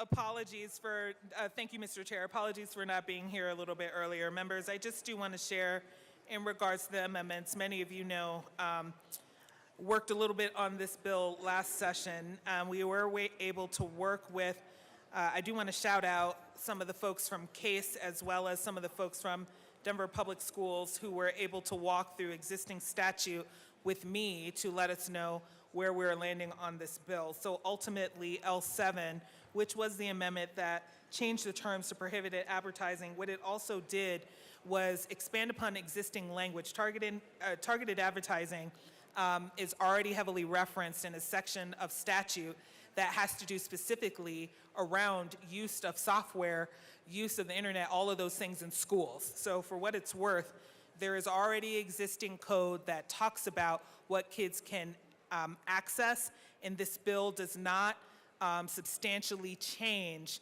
many of those things. The last thing I would say is the crux of this bill is about contract terms between a district and a vendor, and then it says that districts have particular authorities around prohibited advertising if it happens. But the amendment also allows the vendor to investigate and cure before the contract could be exited. And so at this time, what the bill primarily does is create contracting terms in regards for a district to exit a contract around particular embedded links that are earning particular types of revenue. And it allows both parties the opportunity, at least within 30 days, to discover what that is to cure it. And with that, members, I would like to say that's how this bill has been adjusted and changed, and I'm in a better place than I was in committee. Thank you. Is there any further discussion on House Bill 1158? Seeing none, the question before us is the passage of House Bill 1158. All those in favor say aye. Aye. All those opposed say no. The ayes have it. 1158 passes. Mr. Schiebel, please read the title of House Bill 1281. House Bill 1281 by Representative Lindstedt and Sukla, also Senators Henriksen and Pelton B, concerning K vehicles. Representative Sukla. Thank you, Mr. Chair. I'd like to move House Bill 1281. And the committee. Anything else you'd like to move? And the committee reports. Which one? And the committee reports. And the committee reports. And the committee reports. That is a proper motion to the appropriations report. Thank you. Representative Lindstedt. Thank you, Mr. Chair. In appropriations, we put back in some stuff on emissions testing that we took out in finance. We also took some conforming language from DOR and gave them the tools they need to recognize K vehicles. I ask for an aye vote. Is there any further discussion on the appropriations report?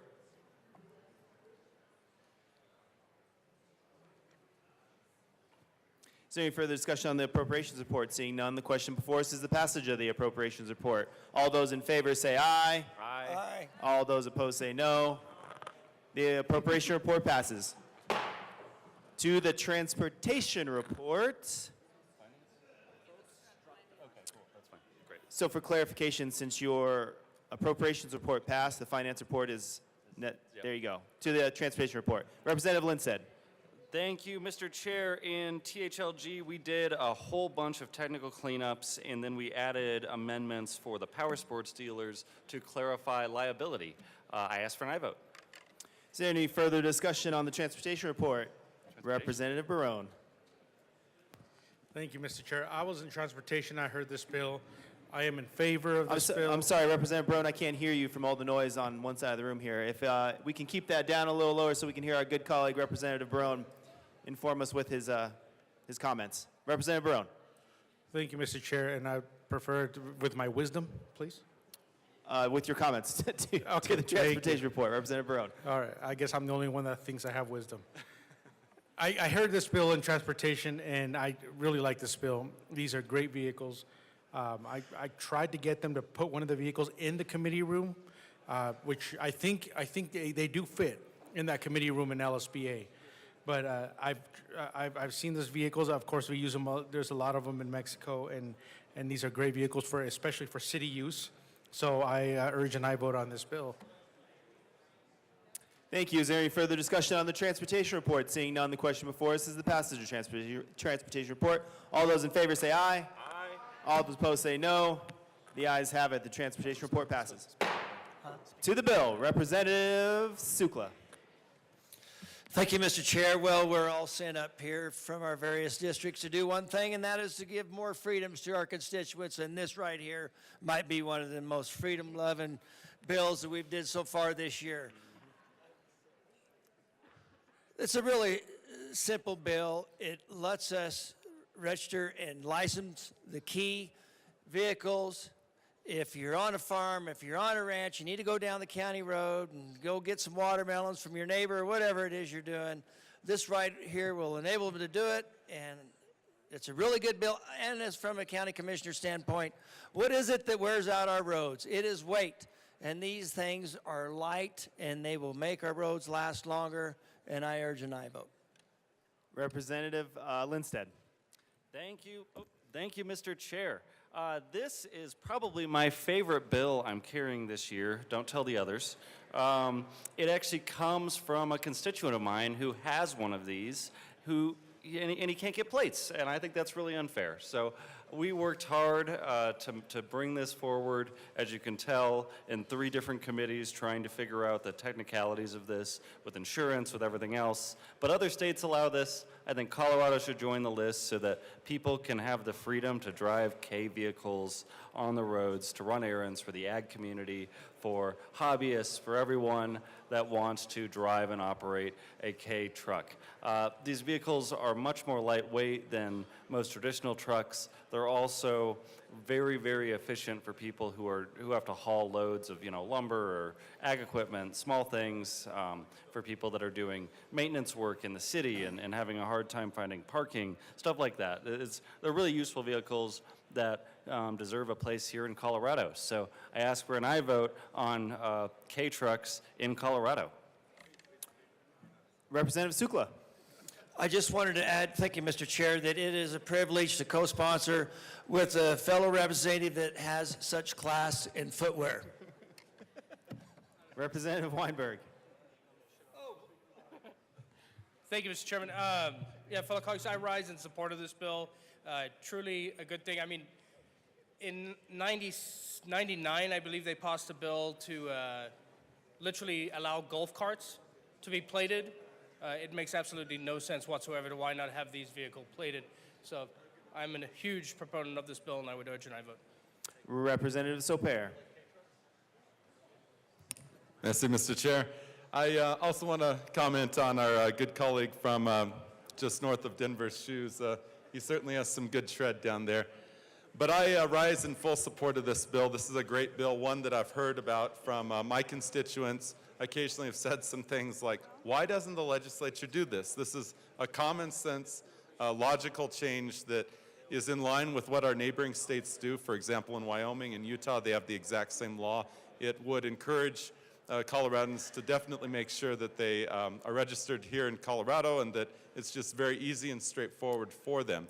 So this is a great bill. I can't thank you enough for bringing this. Oftentimes, the best pieces of the legislation are those that come from our constituents. They're ones where, it's the regular farmer who's been observing a problem for a number of years. They come and talk to us as legislators.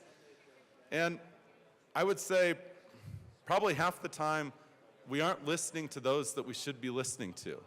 And that we should actually be elevating ideas the way this bill does it and solving a common problem that exists every single day. And that's where I find that I wish more bills were like this, and that's why I'm in full support, because it does address what I have actually heard about in my district. And I should have probably jumped on this as well as an original co-sponsor, but I will be there when we are allowed to co-sponsor on third reading, because this is a great bill. Thank you. Representative Barone. Thank you, Mr. Chair. And fortunately, I'm coming up here just because Weinberg is in support. Now I'm against. I'm just kidding. A good bill, vote yes. Is there any further discussion on House Bill 1281? Seeing none, the question before us is the passage of House Bill 1281. All those in favor say aye. Aye. All those opposed say no. The ayes have it. House Bill 1281 passes. Mr. Schiebel, please read the title to House Bill 1260. House Bill 1260 by Representative DeGraff, also Senator Pelton R., concerning the resiliency of the systems that provide electricity in relation to geomagnetic storms. Yeah. Thank you, Mr. Hold on a second, Representative DeGraff. Representative DeGraff.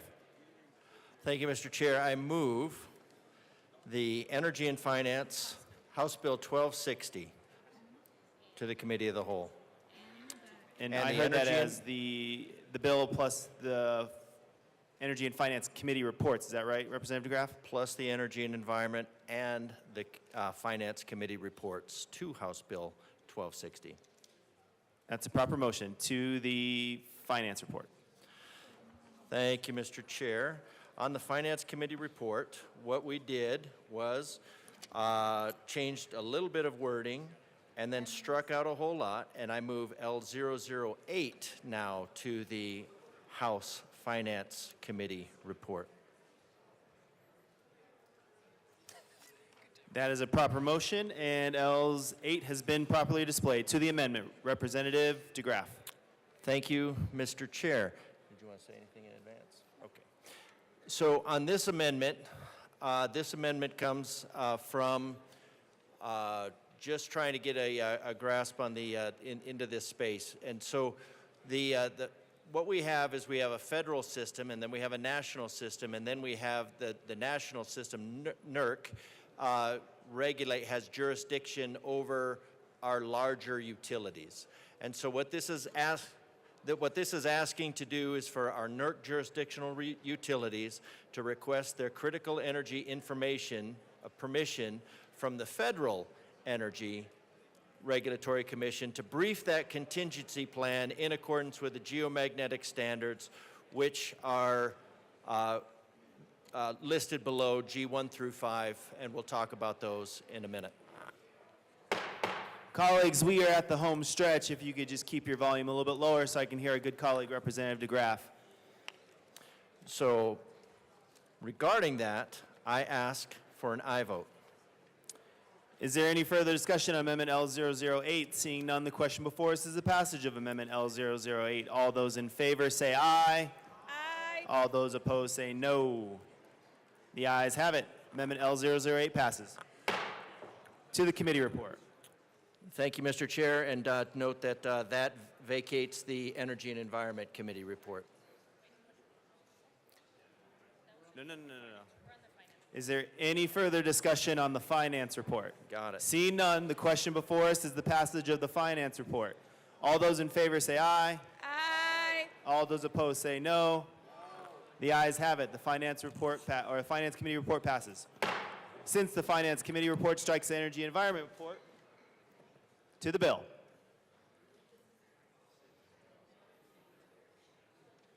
Representative Velasco. Thank you so much, Mr. Chair.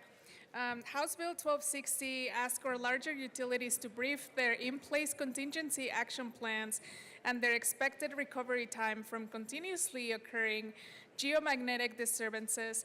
And this is a plan that they already produce, and this can be done as part of our SMART hearings that we have at the beginning of session. There is a $0 fiscal note. The purpose is to improve the grid awareness of the General Assembly for coordination and appropriation as desired, but it does not direct anyone to do anything specific. And I wanted to share a little bit about my experience working as a public information officer in emergency response. And what we see is that we are seeing a lot of natural disasters and catastrophic events. And there's a lot of collaboration that happens when we are responding to these events from the federal government, the state, and the local agencies. And we have to work all together to make sure that our communities are safe. And to me, this bill just helps us identify and evaluate risk to decide if there's anything that must be done for our grid to be resilient and for everyone to have access to energy, especially when there's an emergency. So I ask for a yes vote. Representative DeGraff. Thank you, Mr. Chair. Scientists showed that a very severe geomagnetic disturbance, such as a Carrington event in 1859, occur roughly every 150 years. That was 166 years ago. And the National Oceanic and Atmospheric Administration shows that we are in a solar maximum for solar storms, which significantly increases our risk. The Carrington event was the largest recorded geomagnetic storm that occurred September 1 and 2, 1859. Telegraph wires transmitted electric shocks to operators and ignited fires, although not actually considered a large solar event. A geomagnetic storm of this magnitude is almost inevitable in the future, putting 20 to 40 million of the U.S. population at risk with outages up to 2 years. Geomagnetic storms are disturbances in the Earth's magnetosphere that occur when there is a very efficient exchange of energy from the solar wind into the Earth's environment. The storms transfer this energy into the Earth's magnetosphere, resulting in major changes in currents, plasmas, and fields.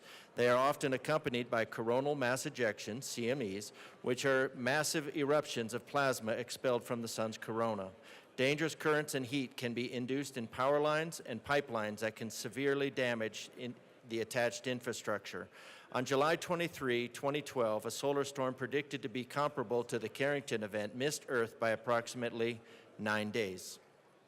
Strangely, according to our Grid Resilience Program Manager, EMPs are relatively low risk, potentially high consequence but low probability, and very expensive to mitigate the impacts from, and have not risen as a priority, which is unfortunate. But experts say there is a 1 in 12 chance per decade of a severe space weather event that would take down the power grid for months, if not years. NOAA classifies geomagnetic storms as G1 through 5, with G5 being extreme.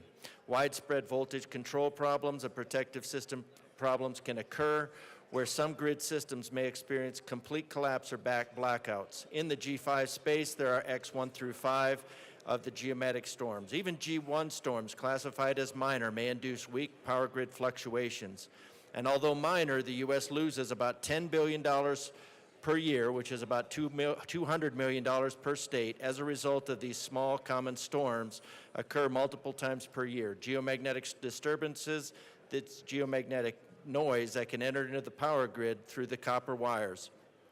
A possible solution is neutral blocking device designed to mitigate and would also facilitate the integration of diffuse energy collection systems like solar and wind, but you didn't hear that from me. So I ask for an aye vote. Representative Mabry.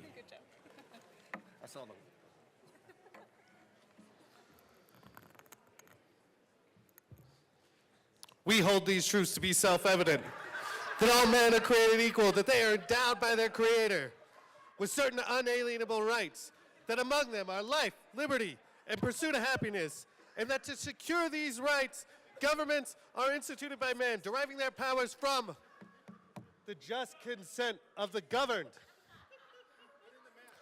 You know, good intentions, y'all. Good intentions, they always pave the way to totalitopia. And you know what I don't like about this bill is that it's a mandate. I'm a yes.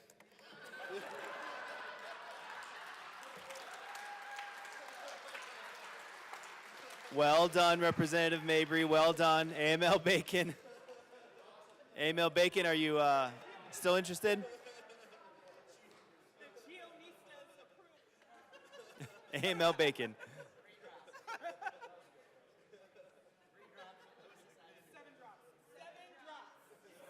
All right. Is there any further discussion on House Bill 1260? Representative Froelich. 3 drops, Olympic-sized swimming pool. Is there any further discussion on Representative Gonzalez? I don't know how I can keep you with that. Thank you, Mr. Chair. It is an honor to serve with you. It is an honor to serve with you. So I sat on the Energy and Finance committees when we heard this bill, and I appreciate the sponsor, my colleague from El Paso, for his work on this bill, getting it to where we are now, given the amendments and just the stakeholding that was done. I think it's important that this bill specifically only relies to a report that is done to evaluate our electrical grid. And so when we talk about energy independence and making sure we have strong infrastructure for that, I think what we barely talk about is the geomagnetic forces that entail. You hear about blackouts in other parts of the country around the world, and then also when it comes to EMPs. So we have to make sure that our electrical grid is strong. So I think providing a report to make sure we understand where we as a state fall to our electrical grid is very important. You've heard the importance of solar storms and geomagnetic. So I think there are consequences if we don't prepare for this. So I think this helps us put a plan in place to prepare for what could be coming, making sure that we have electricity and power. As we know, it's very important to our state on energy, which also my colleague from El Paso sits on. So I encourage and I vote. This is a great bill, and I hope you all do the same. Thank you. Representative Wilford. Thank you, Mr. Chair. Members, I need you all to understand what we are doing with this bill. This bill is asking that Colorado be a nanny state, nannying the geomagnetic storms that happen outside of our jurisdiction. Nanny state. Is there any further discussion? Seeing none, the question before us is the passage of House Bill 1260. All those in favor say aye. All those opposed say no. The ayes have it. House Bill 1260 passes. Majority Leader. Thank you, Mr. Chair. I move the committee rise and report. You've heard the motion. Seeing no objection, the committee will rise and report.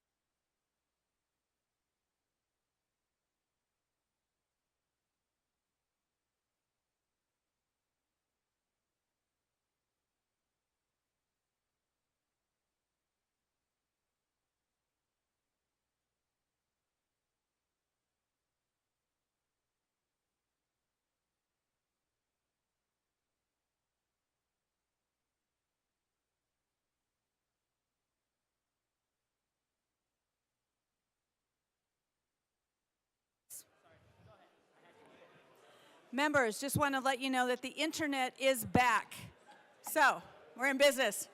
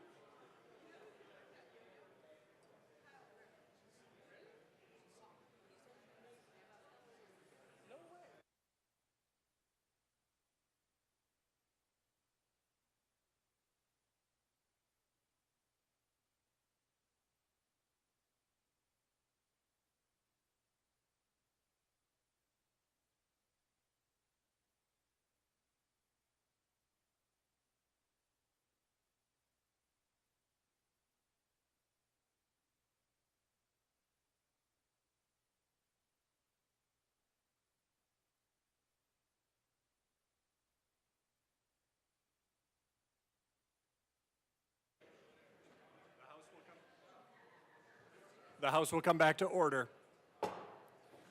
Mr. Shebel, please read the report of the Committee of the Whole. Mr. Speaker Pro Tem, your Committee of the Whole begs leave to report as under consideration the following attached bills, being the second reading thereof and making the following recommendations thereon. House Bill 1069 is amended, 1158 is amended, 1163 is amended, 1260 is amended, 1281 is amended, 1305, 1306, 1307, and 1308 passed on second reading, ordered, rest and placed on the calendar for third reading final passage. Senate Bill 931 is amended, 35 and 83 is amended, passed on second reading, ordered, revised, and placed on the calendar for third reading and final passage. Representative Camacho. You have heard the motion. There are amendments at the desk. Members, please take your seats. Mr. Shebel, please read the title of the Hartsook Amendment. Representative Hartsook moved to amend the part of the Committee of the Whole to reverse the action taken by the committee in adopting the following Clifford Amendment L10 to Senate Bill 83 to show that said amendment lost and that Senate Bill 83 is amended passed. Representative Hartsook. Thank you, Mr. Speaker Pro Tem. I move the Hartsook Amendment requested to be properly displayed. That is a proper motion. 1 second. Please proceed. Thank you, Mr. Speaker Pro Tem. So this bill went through committee. It came out of committee unanimously because it defeated this amendment in there. There was a lot of discussion, and that's how it came out. Then it comes here, and they stick it back in. The sponsors worked really hard with a lot of stakeholders to get this thing to a really good place. And now we have an amendment that is put on here when we've got outside of this legislative branch sticking their nose into our business. I urge an aye vote on this amendment. Thank you. Representative, go ahead. My apologies. Thank you. Thank you, Mr. Speaker Pro Tem. I appreciate it. And I appreciate my good colleague, from Parker, who has brought forth this amendment. This amendment would bring us back to the committee-passed version of the bill. The committee adopted a number of amendments, or 2 amendments. One was to restrict the language that passed out of the Senate to just physicians so that other healthcare workers were not subject to this particular provision. This language that has been stripped out under this amendment was based on an agreement that we made in committee in the Senate, or our Senate sponsors did, that helped us to get out of committee, and it is the agreement that we have struck with the hospitals. I will ask for a yes vote on this amendment so that it keeps with the agreements that we made in the Senate. I will also say that I anticipate that there will probably be a conference committee on this particular bill, and that we will continue the conversations. So either way, I think a conference committee is in order at this point. So I appreciate my good colleague, and we ask for a yes on the amendment. Representative Brooks. Mr. Speaker Pro Tem, thank you. I'm in the Business Committee, and there was a tremendous amount of work that had gone in that night. Am I supposed to reference this as the Clifford Amendment, or is it the Leader Amendment, or is it? I'm just kidding. I know this is the Clifford Amendment. We did a lot of work in committee that evening, and there were a number of amendments that were made. This, honestly, as it came out of committee, to me, was a win-win. There was a lot of opposition on different sides of this conversation. The amendment that was originally offered was basically stripping out all of the Senate language, which I guarantee you sets up a conference committee. There was an amendment that had been offered in lieu of, which was passed in committee, that was a very sensible amendment made by a very sensible young man. We went out of that committee honestly thinking that we were in a win-win position. It does not entirely surprise me that this amendment was run. It is a little disappointing to me, honestly, because I thought that we were in a good place. I thought we were in a good place to be able to put it back over to the Senate without as much difficulty that they will have. Certainly, if that amendment, this amendment that was passed remained, so we had to put it into the cow. I would absolutely ask for a yes vote here, so we can retain it as it did come out of committee after a lot of good conversation. Thank you. Rep. Mabry. Thank you, Mr. Speaker Pro Tem. And with respect to my friend from Louisville, the co-prime sponsor of the bill, just because language was added in a bill to get it out of committee does not mean that that language is good policy for working people.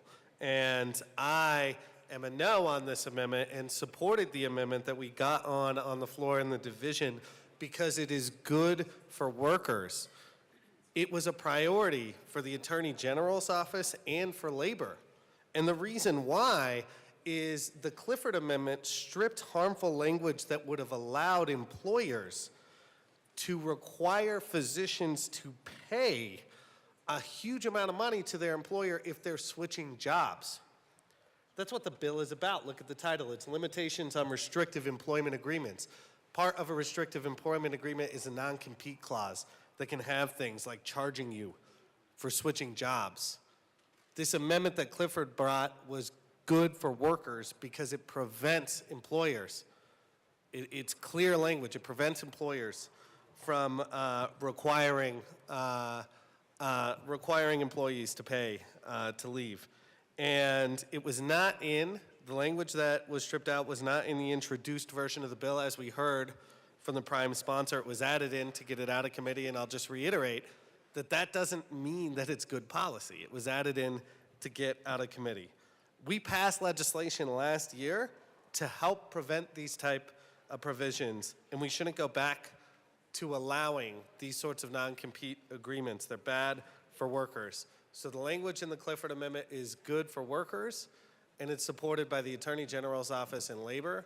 And so I urge a no vote on this Cow amendment. Let's stick with the work we did on the floor. Representative Kelty.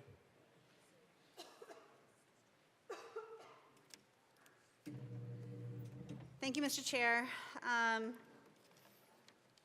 This amendment that they had run, I voted for it. However, it's a 50-50 here. It goes a little too far. While I don't like trying to get back recruiting costs and marketing costs, which can be a drop in the bucket, I guess, but it goes too far by taking away the signing bonus, which if you sign on to a company and you actually take a sign-on bonus and you leave, you should have to pay back that agreement that you took. A sign-on bonus is an agreement saying, I'm going to stay here for a certain amount of time. I'm going to take this $100 grand, and then you just skip town. That goes a little too far. And then as far as the relocation costs, that too is part of you understanding as someone coming on, like, I will move across the country. It can cost anywhere between $15,000 to $20,000, $30,000. And then you get where you want, and then you skip town. So I don't like those being included. So the amendment that was pushing basically is hurting employers, and actually will hurt employees in the end, because it's going to keep employers from actually hiring people from other areas where it's now a higher financial risk for them. So this actually can hurt employment. I've seen that happen.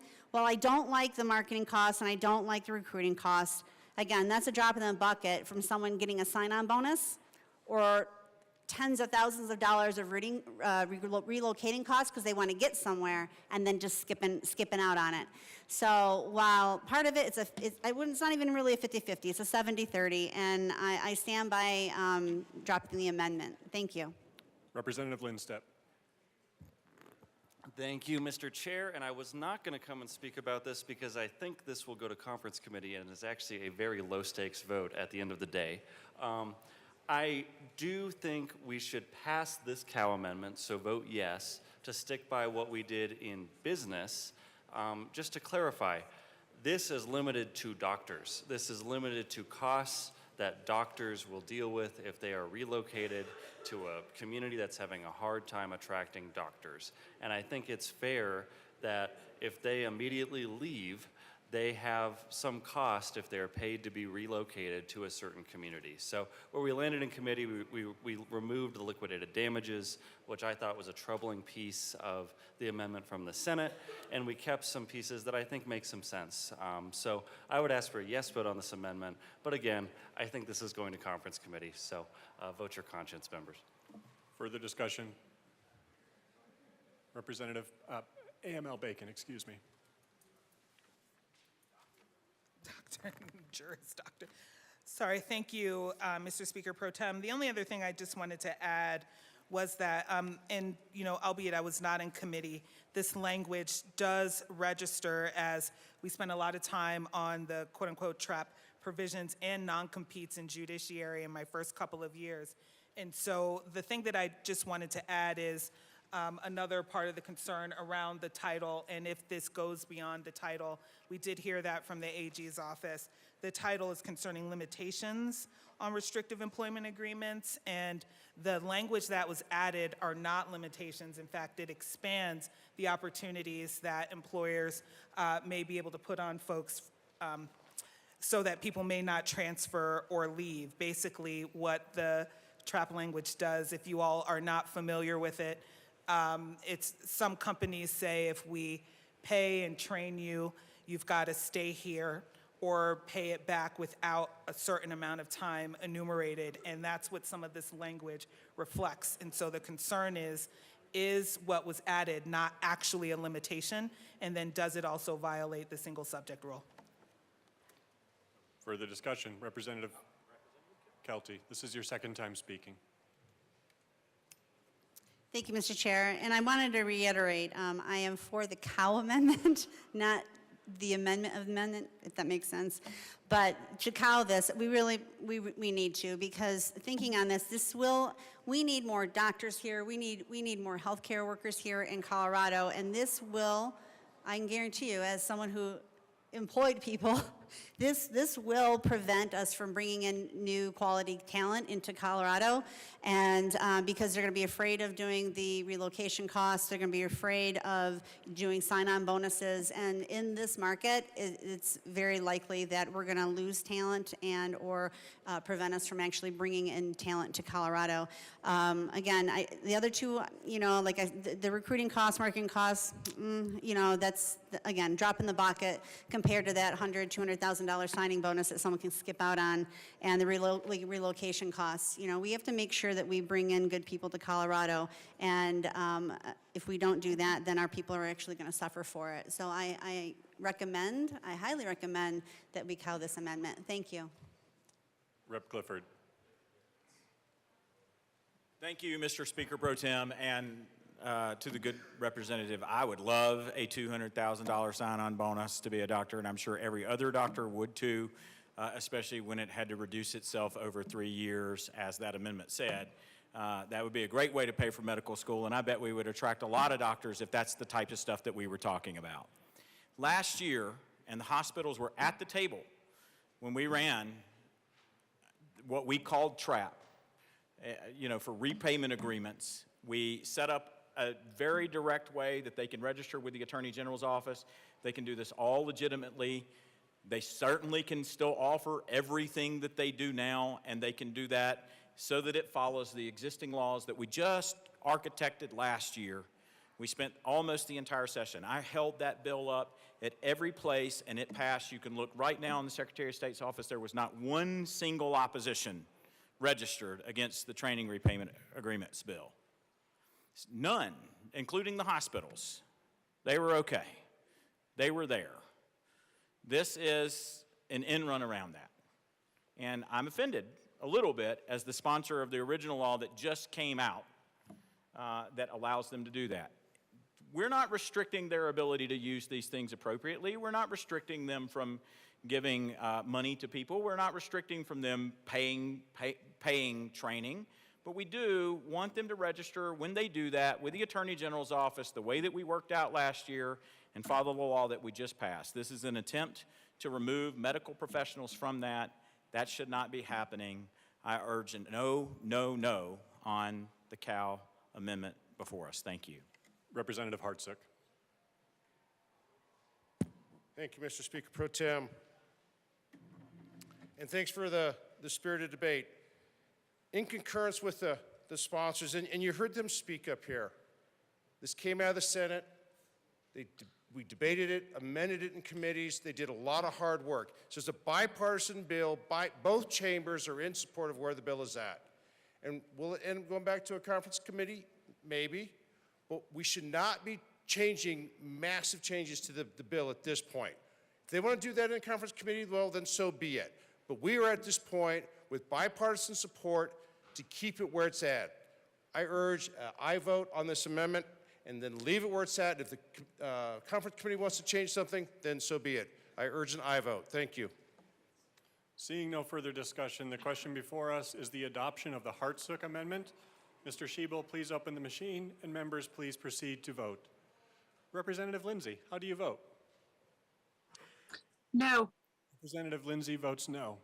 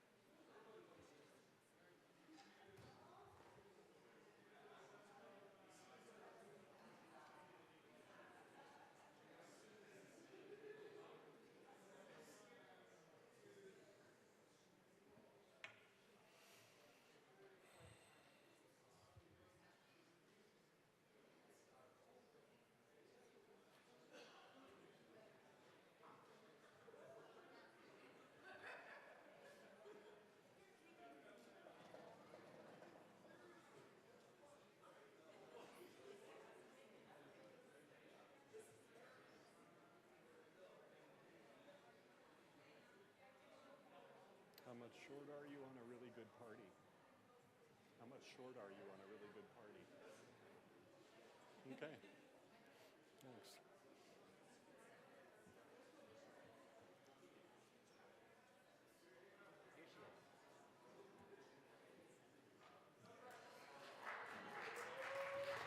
Members. Representative English, the question before us is the adoption of the Hartsook Amendment. That is a $20 fine.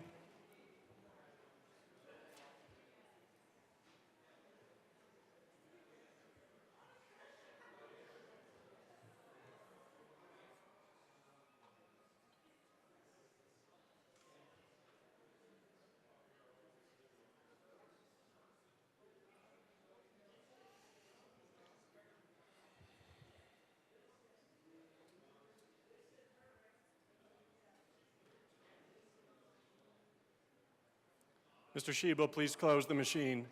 With 32 aye, 29 vote no, and 4 excused, the amendment is lost. The question before us is the adoption of the report of the Committee of the Whole. Mr. Sheba, please open the machine, and members, please proceed to vote. Representative Lindsay, how do you vote? Yes. Representative Lindsay votes yes.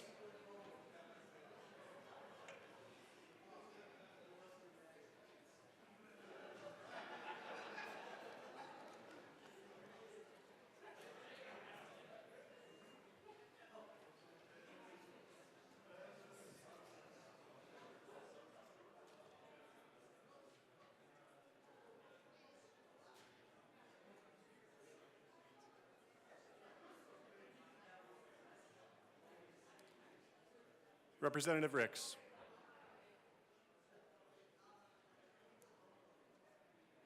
Please close the machine. With 40 aye, 21 no, and 4 excused, the report of the Committee of the Whole is adopted.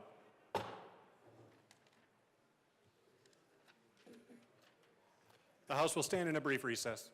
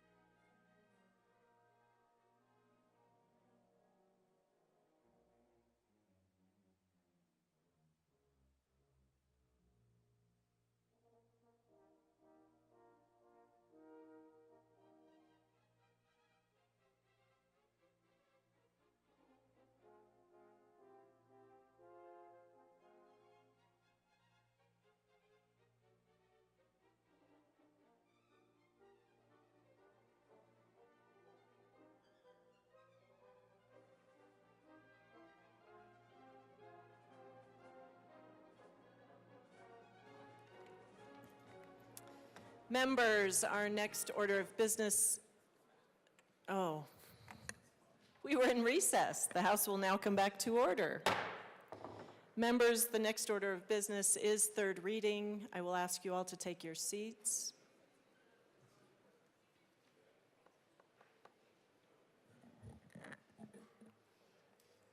Thank you.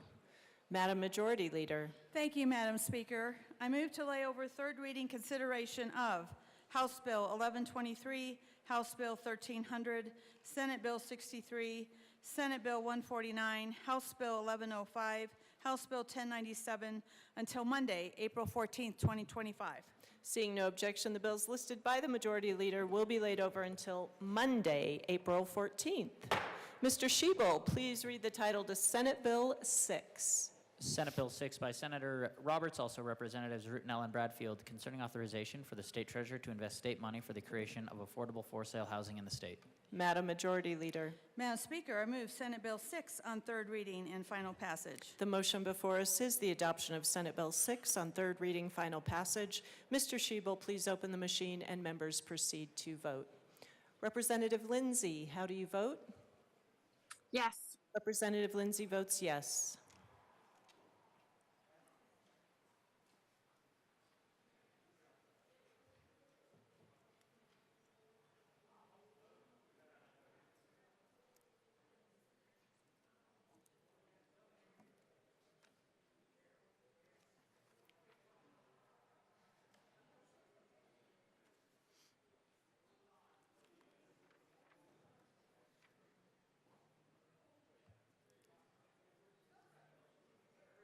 Representative Soper.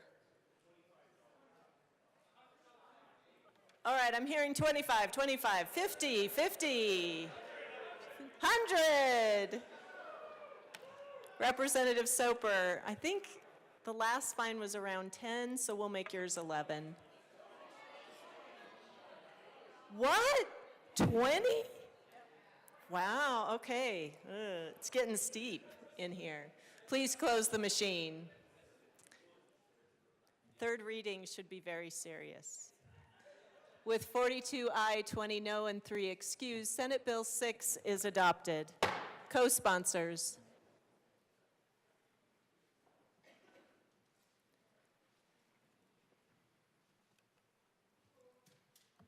Please close the machine. Mr. Shebel, please read the title to House Bill 1195. House Bill 1195 by Representatives Johnson and Martinez, also Senators Mullica and Baisley, concerning the ability of a first responder or the spouse of a first responder to request that the address in their voter registration records maintained by the county clerk and recorder or the Secretary of State be kept confidential. Madam Majority Leader. Madam Speaker, I move House Bill 1195 on third reading and final passage. The motion before us is the adoption of House Bill 1195 on third reading, final passage. Mr. Shebel, please open the machine and members proceed to vote. Representative Lindsay, how do you vote? Yes. Representative Lindsay votes yes.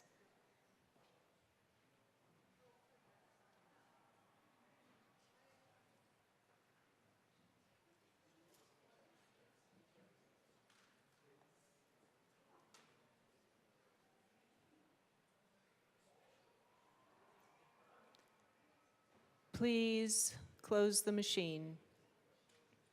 With 57 aye, 5 no, and 3 excused, House Bill 1195 is adopted. Co-sponsors.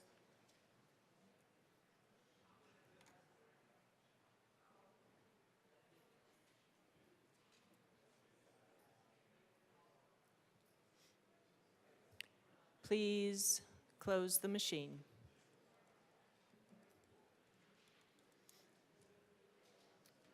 Mr. Shebel, please read the title to House Bill 1062.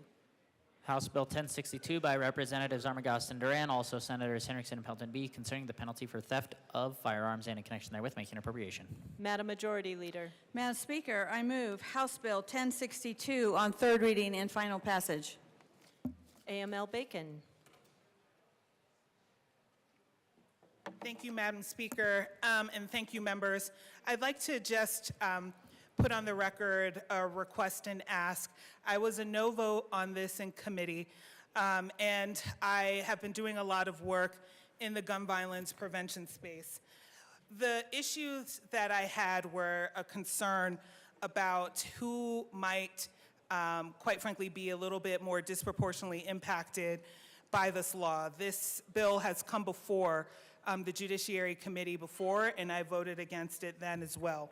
In committee, we heard from district attorneys that said that they were interested in working on diversionary programs. Our concern was for juveniles. What this bill does is it creates a felony for stealing guns that are not just based on their value, but just the fact that it's a gun. We have heard a lot of stories in judiciary about break-ins to cars for stealing guns and whatnot. And the reason why I led with that is because we've made significant investments, quite frankly, and we had another bill on auto theft on these issues. And when I say significant investments, I mean that. Since I've been here in the legislature, which is just now my 5th year, I have tallied over $500 million in funding into public safety. And that is kind of including, to some extent, Prop 130. We also have now crossed the $1 billion mark for Department of Corrections. And so every time we create a felony, it does cost money. Over 2 years, this new felony will cost us around $1 million. But what many of us asked in committee was to figure out how to invest in prevention. And that it is the young people, unfortunately, who have been identified as the ones who are stealing these weapons. But the reason why they're stealing them is kind of varied. I even asked in committee from folks who were proponents of this bill if they ever had mentees, and they said yes. And some young people are carrying guns for their walks home, not to harm other people. And what we then asked law enforcement is, what can we do, given the significant investments, for you to help with prevention so that young people don't have to arm themselves instead of relying on law enforcement to keep their communities safe, considering that we have made these significant investments into law enforcement. Yesterday, we tried to bring forward the Tony Gramscis amendment to pull some dollars from public safety because the line item was for another $25 million into the prevention of auto theft. And so from all sides, we are funding the law enforcement space. And I voted to support some of those bills in the last 5 years, but we are really struggling to get prevention dollars. For the low cost of one police officer and their car, which could be around $180,000, think about what a Boys and Girls Club could do with that money. And so I frame it like this. A lot of times we are pitted against each other. This, to me, is not about being against law enforcement and being against public safety. This is recognizing that we are actually on the same team. Law enforcement gets some of our young people on what might be their worst days. But some of us see those kids when they're 6, 9, or in 5th grade. And we know that there is some work we can do that they never have to get to a place to where they are arrested.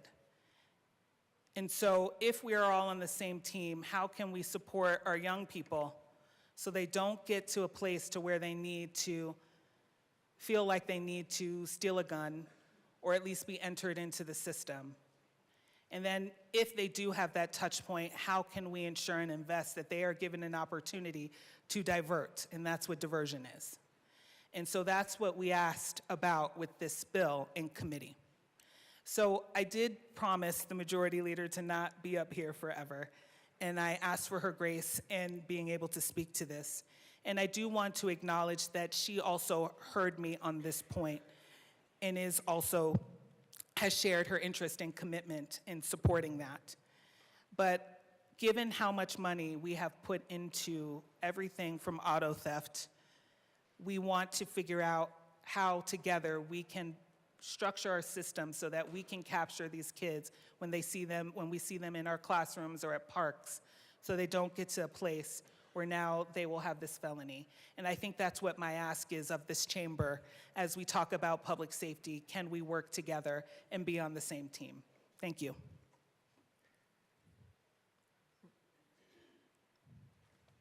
Who would like to speak first? Representative Armagost. Thank you, Madam Speaker. Many of you have seen the direction from where this bill came last year and to where it is this year, and the conversations that we've had, the debate that we've had, and a lot of the space, especially as it pertains to gun violence and preventing violence where firearms are used and preventing crimes where firearms are used.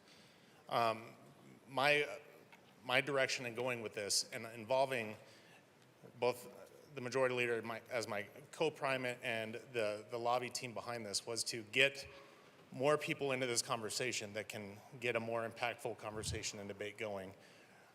This isn't, as anything I see, a partisan issue. Obviously, we're not all going to agree on this. There are certain points of this where we all just have to agree to disagree, but I do want to encourage and welcome these conversations and finding ways that we can agree upon a method and a measure in addressing violence, especially as it pertains to firearms. So I would welcome and encourage those conversations moving forward. I think today we have the opportunity to make a good thing happen in that direction, and with that, please come to me, please come and have these conversations. I welcome them. I would love to sit down with anyone and talk about any idea that anyone has relating to this, relating to recidivism, as the AML and I have had a few bills together on that, preventing recidivism, and other methods where we can come together and agree on ways to address these issues. This is one of those today where I would definitely encourage you to vote yes. Thank you. Madam Majority Leader. Thank you, Madam Speaker. Thank you to my colleague from Denver. I appreciate your words, and we do have a commitment to continuing our work on this issue. A good portion of the dollars in this bill goes to prevention, which is really extremely important. This conversation needs to happen. We need to be able to find that common ground, and I think there's room for every perspective when it comes to these issues. For me, obviously, it's personal in a lot of ways, and I think if we can prevent things from happening, when we're talking about domestic violence, sexual assault, stolen guns, why would we not want to step up and do something and take some steps to figure that out? So with that, members, I would appreciate your support today. Understand where some of you might be, but I think that there is room for all of us and all of our perspectives and points of view if we truly want to find solutions to some of these issues. So I do ask for a yes vote. Thank you. Seeing no further discussion, the motion before us is the adoption of House Bill 1062 on third reading, final passage. Mr. Schiebel, please open the machine and members proceed to vote. Representative Lindsay, how do you vote?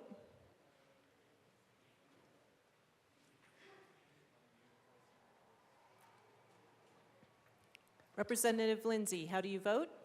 Sorry, my buttons weren't working. I'm a no. Representative Lindsay votes no. Please close the machine. With 50 aye, 12 no, and 3 excused, House Bill 1062 is adopted. Co-sponsors.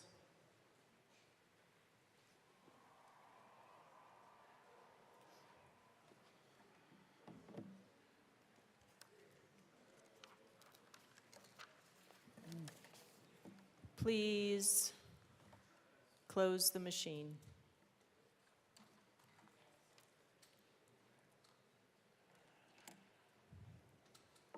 Madam Majority Leader. Thank you, Madam Speaker. I move to proceed out of order for consideration of Senate amendments to House bills. Seeing no objection, we will proceed out of order for consideration of Senate amendments to House bills. Mr. Schiebel, please read the title to House Bill 1075. House Bill 1075 by Representatives Garcia, Sander, and Phillips, also Senators Kirkmeyer and Mullica, concerning regulation of speech language pathology assistance. Representative Garcia, Sander. Thank you, Madam Speaker. Yes, Madam Speaker. Thank you, Madam Speaker. I got it right the first time today. Awesome. Madam Speaker, I move that the House concur in Senate amendments to House Bill 1075.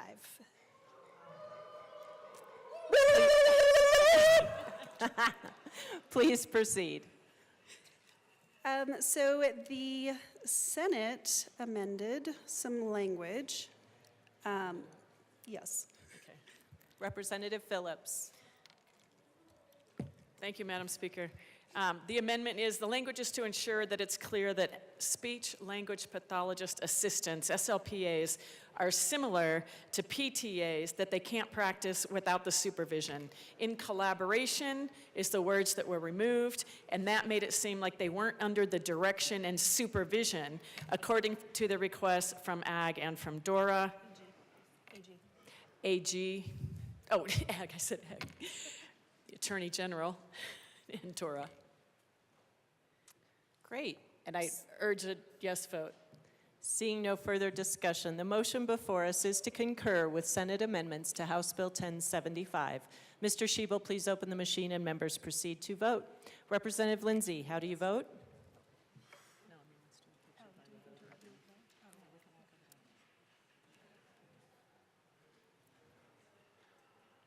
Yes? Can you hear me? Representative Lindsay votes yes.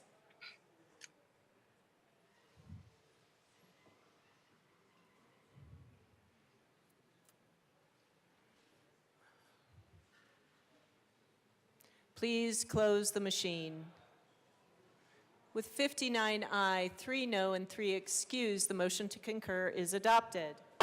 Madam Majority Leader.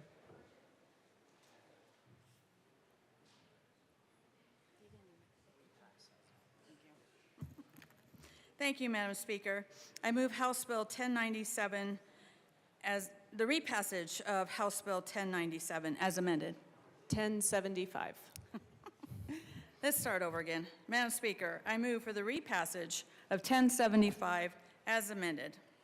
The motion before us is the repassage of House Bill 1075 as amended. Mr. Schiebel, please open the machine and members proceed to vote. Representative Lindsay, how do you vote? Yes. Representative Lindsay votes yes.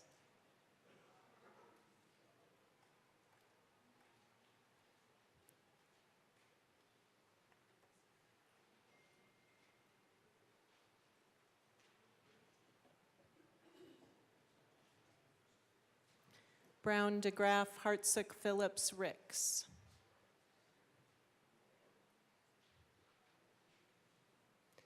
Please close the machine. With 55 ayes, 7 no, and 3 excused, House Bill 1075 is repassed as amended. Co-sponsors.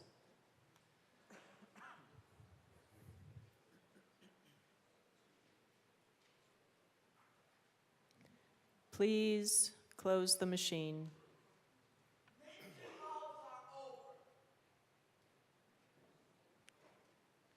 Mr. Schiebel, please read the title to House Bill 1230. House Bill 1230 by Representatives Caldwell and Pascal, also Senator Winter, concerning changes to the traffic violation for overtaking a school bus. Representative Caldwell. Thank you, Madam Speaker. I move that the House concur in Senate amendments to House Bill 1230. Thank you. Please explain. Thank you, Madam Speaker. So in the infinite wisdom of the Senate, they felt that this wasn't streamlined enough, and so they added an amendment that allows the school districts to engage in the standalone contracts with the Avis vendor. And this was brought forward by the school boards who are in support of this to streamline the process. And we agree. What's that? Infinite wisdom. I don't know that the Senate has ever been described as having infinite wisdom. Representative Caldwell, right? Am I right? Yes, Thank ma'am. you. Yes. Thank you, Representative. Members, the motion before us is to concur with Senate amendments to House Bill 1230. Mr. Schiebel, please open the machine and members proceed to vote. Representative Lindsay, how do you vote? Yes. Representative Lindsay votes yes.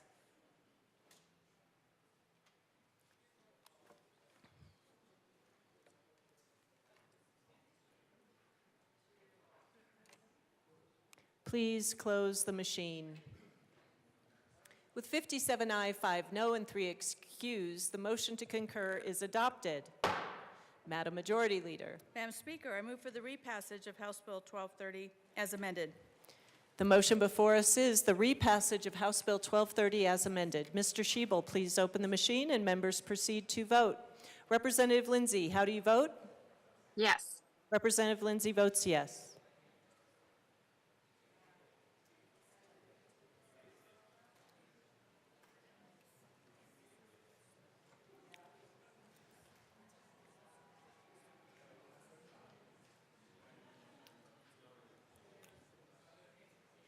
Smith. Please close the machine. With 54 aye, 8 no, 3 excused, House Bill 1230 as amended is repassed. Co-sponsors.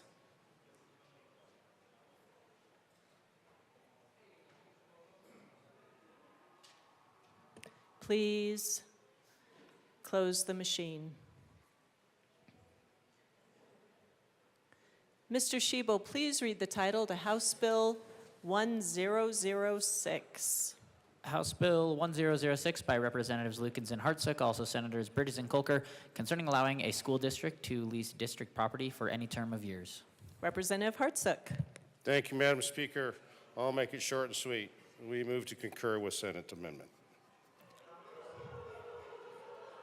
Please explain. I know, it's brutal.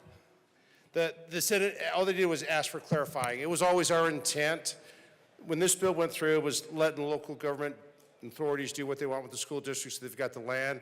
And all the Senate put in there is they said, subject to the appropriate local governmental land use approval process, which was exactly our intent in the first place. In other words, it must coordinate with either the municipal town council or the planning commissioners at the local level to meet their plan and their intent for their local communities. We urge an aye vote. Speaker Pro Tem Basenecker.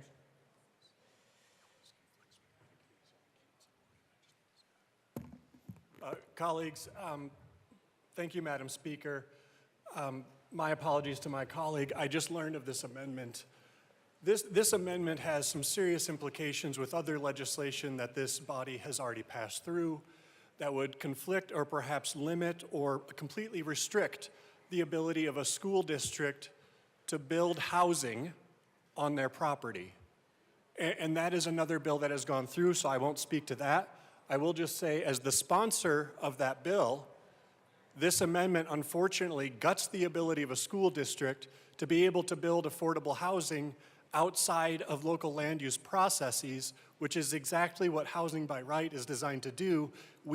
I believe as a state, that the bill we've previously passed through this chamber should stand in regard to this policy. If this amendment stands in terms of what we are going to concur with here, it would ultimately limit the ability of a school district to build affordable housing outside of local control, which continues to be a well-recognized issue. So I respect the Senate. I certainly respect my colleague for his advocacy on the bill, but this is not something that I could agree with, because ultimately it undoes legislation that we have already passed through House Bill 1169.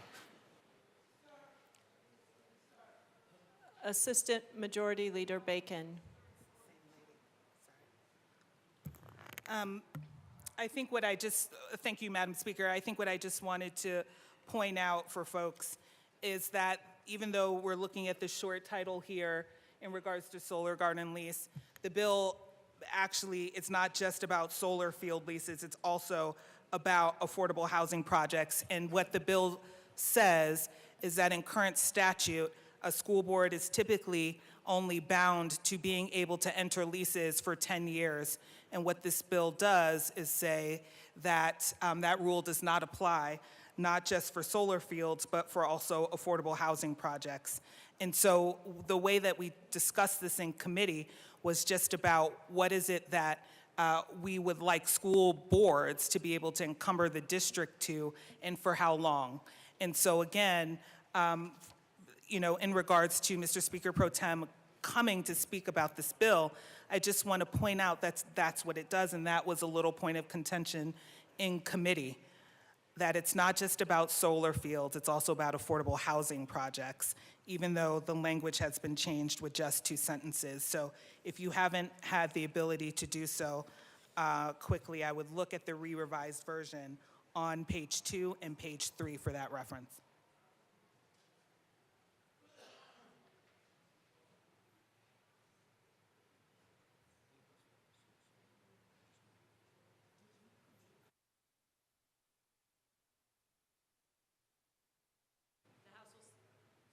House will stand in a brief recess.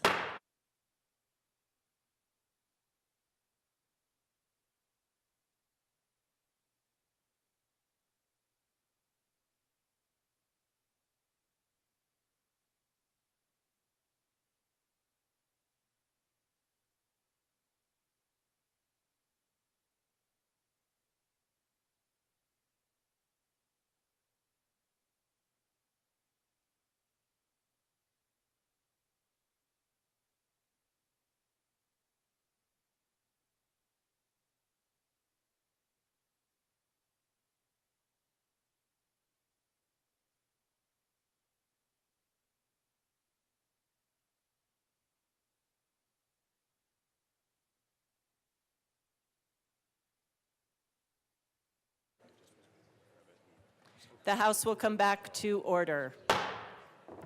Representative Hartsook. Thank you, Madam Speaker. I move to withdraw the motion to adopt the Senate concurrence. Thank you. The motion has been withdrawn. Madam Majority Leader.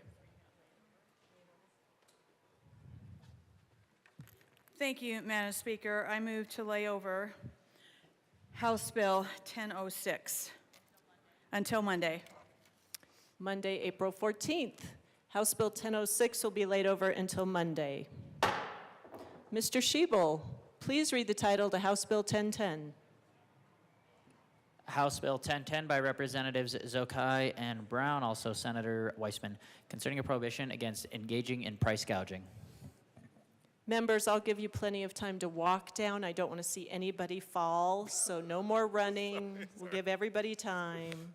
Representative Brown. Thank you, Madam Speaker. I move that the House concur to Senate amendments to House Bill 251010. So moved. Please proceed. That was really lame, guys. Come on. Representative Zokai. Thank you, Madam Speaker. And since no one else did a poem, I will. House Bill 1010, we agree with Senate's change on seasonality. Fair pricing holds with market disruptions, shielding consumers from price eruptions. Please vote yes. Representative DeGraff.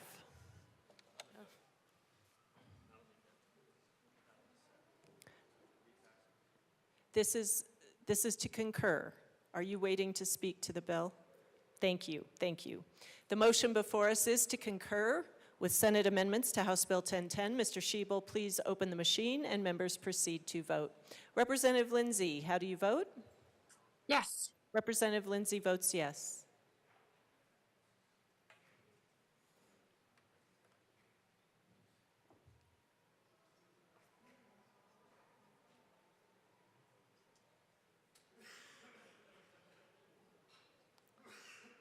Rep. DeGraff, oh, you did. Rep. Sukla.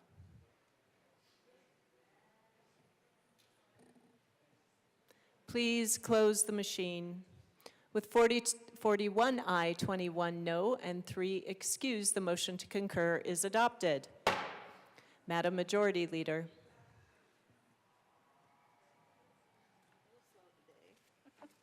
Thank you, Madam Speaker. I move for the repassage of House Bill 1010 as amended. Representative DeGraff.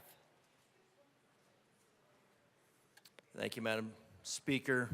We hold these truths to be self-evident, that it's 1/2 of one drop in 20 Olympic-sized swimming pools full of drops.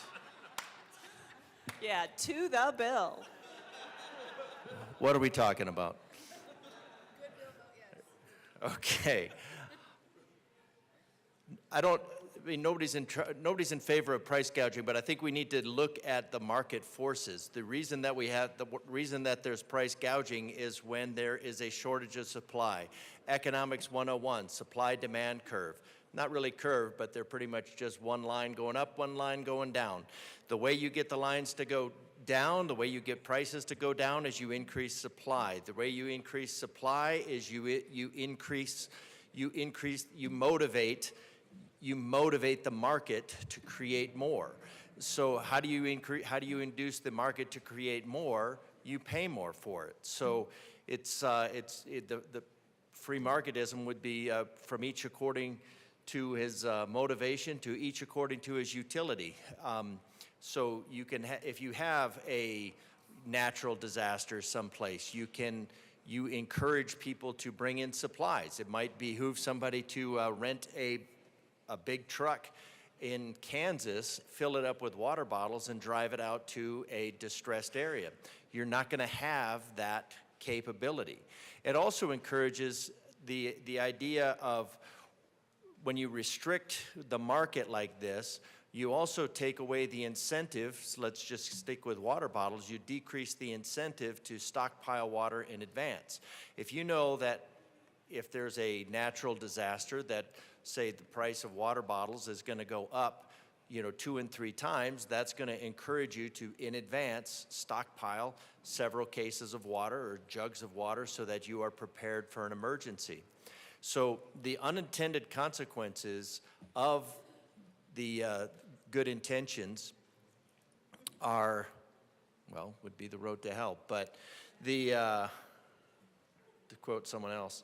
But so it truly is a good intention to stop price gouging, but we need to look at the what goes on behind that, and literally will be disincentivizing the market, which has a much better ability to respond to crises than the government does. And then you put the responsibility solely on the government, which has a pretty miserable ability to respond to pretty much everything. So the restrictions here, I get it, but it's going to limit the response. When you limit the response from the market, then people will ultimately be disincentivized to prepare, to take on the responsibility of preparing.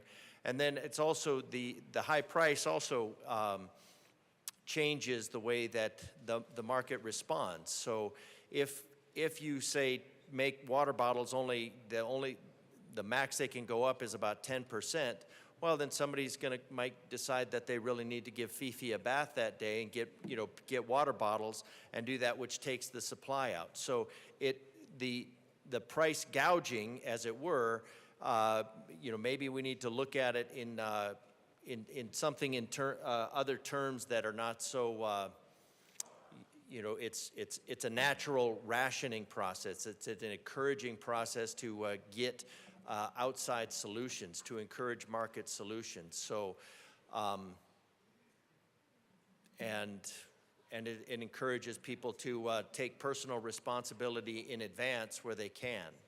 So, I'm not in favor of this bill because I think the consequences of it will be far more damaging to the people than the intended benefits. Representative Zokai. Thank you, Madam Speaker, and thank you to my good colleague for raising those points, because this bill is all about the free market. And the truth is we can't have a free market when we have bad actors that are not held accountable, or when we have areas where there isn't true competition because we have monopolies in this country. So this bill is about holding those bad actors accountable.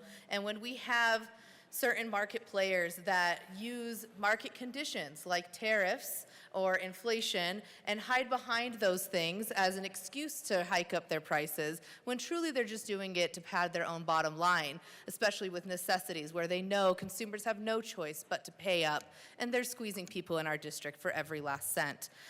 We have to bring something to respond to those bad actions.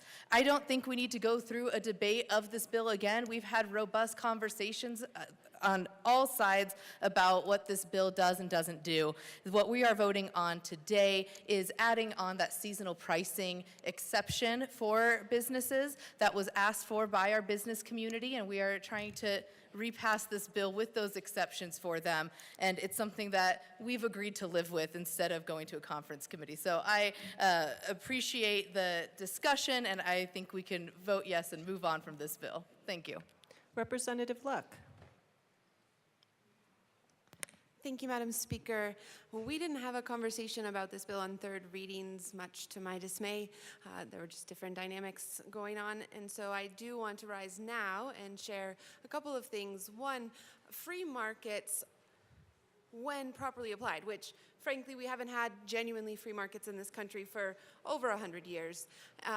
But in any case, price is an indicator to other individuals to enter into the conversation, to bring their products into the market and lower overall cost. So just putting free markets aside for a second, though, all I really came up to say today is that from Diocletian to Nixon, policies like this have been shown to be both ineffective and harmful, and so I ask for a no vote.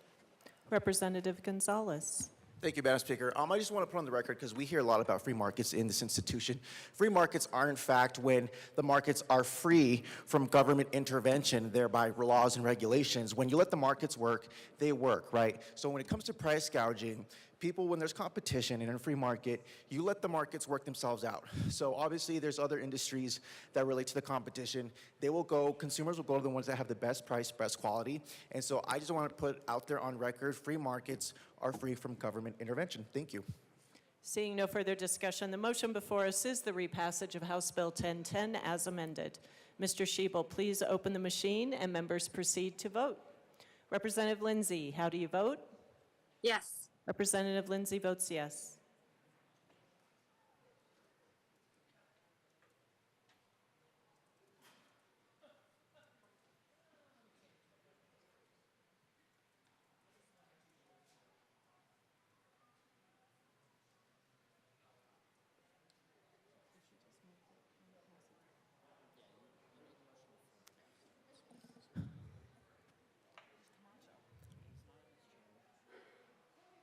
Representative Camacho is excused. Yeah, $20. Please close the machine. With 38 aye, 23 no, and 4 excused, the House Bill 1010 as amended is repassed. Co-sponsors.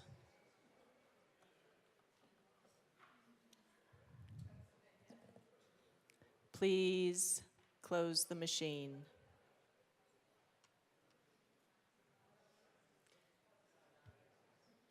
Mr. Schiebel, please read the title to House Bill.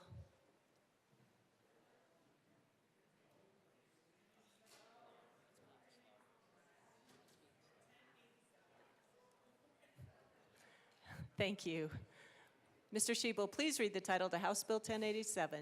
House Bill 1087 by Representatives Armagost and Byrd, also Senators Pelton, Arn, Michelson, Janay, concerning confidentiality requirements for individuals providing mental health support. Representative Armagost. Thank you, Madam Speaker. I move to concur with the Senate amendments. On. House Bill 1087. Thank you. Please proceed. Thank you, Madam Speaker. The Senate, in hearing this, also the staff psychologist that I've been working with on this bill found another thing, that technicality that he needed to fix to make sure it was good in statute. So he was able to do that while it was in the Senate, and therefore, making this bill the best it can be going out, I encourage a yes vote to concur. Seeing no further discussion, the motion before us is to concur with Senate amendments to House Bill 1087. Mr. Schiebel, please open the machine and members proceed to vote. Representative Lindsay, how do you vote? Yes. Representative Lindsay votes yes.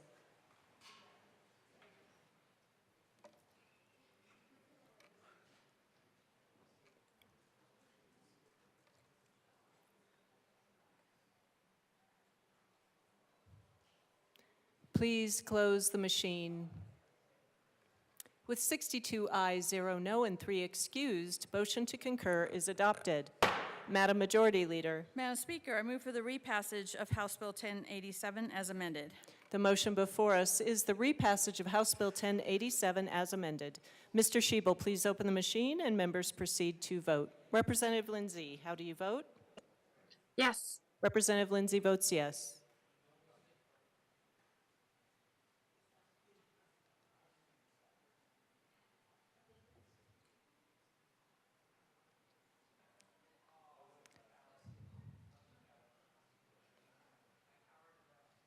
Please close the machine.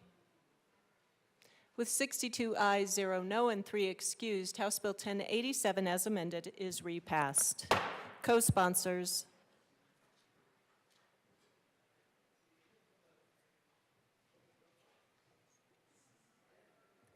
Please close the machine.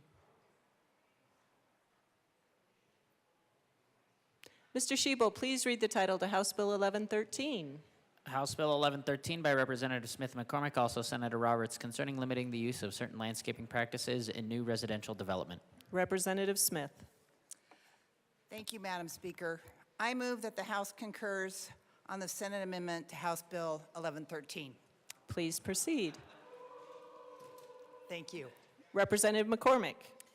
No poem, no limerick, no haiku, just a simple yes will do. Wow. No chat GPT either.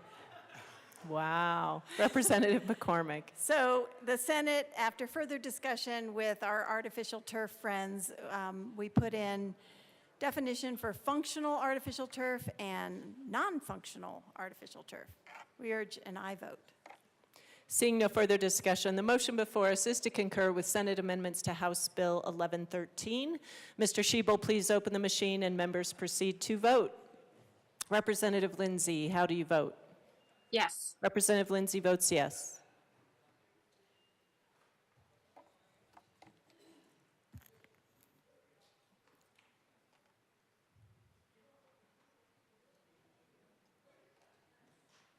Please close the machine. With 41 aye, 21 no, and 3 excused, the motion to concur is adopted. Madam Majority Leader. Madam Speaker, I move for the repassage of House Bill 1113 as amended. The motion before us is the repassage of House Bill 1113 as amended. Mr. Shebel, please open the machine and members proceed to vote. Representative Lindsay, how do you vote? Yes. Representative Lindsay votes yes.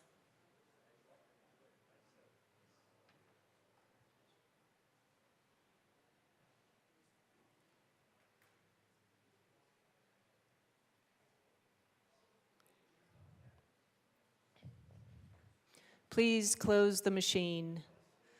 With 41 aye, 21 no, and 3 excused, House Bill 1113 as amended is repassed. Co-sponsors.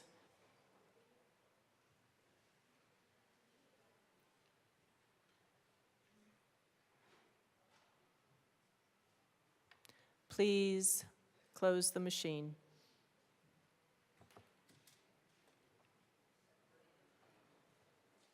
Mr. Shebel, please read the title to House Bill 1135. House Bill 1135 by Representatives Lukens and Bradfield, also Senators Marchman and Frizzell, concerning requiring the adoption of a policy regarding student communication devices in schools. Representative Bradfield. Thank you, Madam Speaker. Representative Lukens and I were sure that we sent over to the Senate a perfect bill, and we still think we did. However, the Senate did have a few suggestions, and Representative Lukens and I concur with the Senate. Representative Bradfield, can you move to concur? Yes, I move to concur with the Senate amendments to House Bill 1135. Thank you. Do you want to explain any more about the amendments? Well, yes, I do. The Education Alliance of Colorado asked to have it stated that some charter schools do not provide a laptop or a tablet, but the family provides those, and just wanted to make sure that that was not a communication device that was going to be restricted. And lastly, an amendment adds another consideration that schools may weigh when crafting their policies around media literacy and social emotional learning. And that comes from the Committee for Children.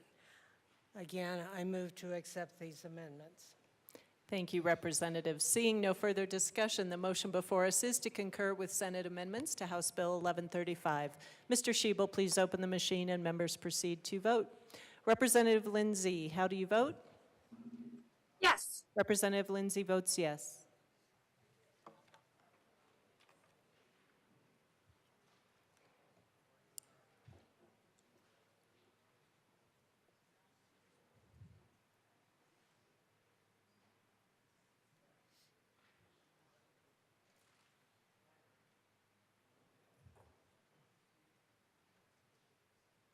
Please close the machine.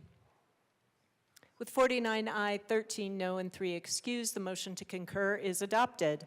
Madam Majority Leader. Thank you, Madam Speaker. I move to lay over House Bill, Sorry. I'm a step ahead of myself. Madam Speaker, I move for the repassage of House Bill 1135 as amended. The motion before us is the repassage of House Bill 1135 as amended. Mr. Shebel, please open the machine and members proceed to vote. Representative Lindsay, how do you vote? Yes. Representative Lindsay votes yes.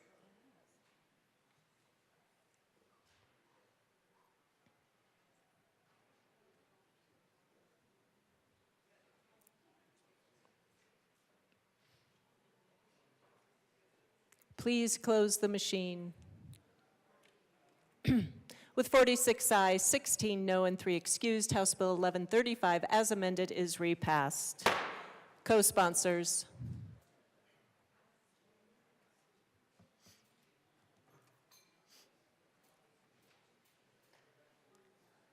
Please close the machine. Madam Majority Leader. Madam Speaker, I move to lay over House Bill 1147 until Monday. House Bill 1147 will be laid over until Monday, April 14th. Mr. Shebel, please read the title to House Bill 1152. House Bill 1152 by Representatives Garcia Sander and Lukens, also Senators Marchman and Kirkmeyer, concerning noncompliance with requirements regarding technology accessibility for persons with disabilities when the noncompliance is caused by a contractor. Representative Garcia Sander. Thank you, Madam Speaker. I move that the House concur in Senate amendments to HB 25-1152. Please explain. Here's my haiku. Today's solution fixes yesterday's problem. A good bill, vote yes. Actually, I have more. Let's see. So Senate amendments, Senate adopted 2 amendments. The first amendment was one we were going to offer in the House and just ran out of time. The second amendment is technical. The Senate amendments look to protect all public entities from the actions of the vendors while maintaining the need for IT accessibility. And I encourage yes. Seeing no further discussion, the motion before us is to concur with Senate amendments to House Bill 1152. Mr. Shebel, please open the machine and members proceed to vote. Representative Lindsay, how do you vote? Yes. Representative Lindsay votes yes.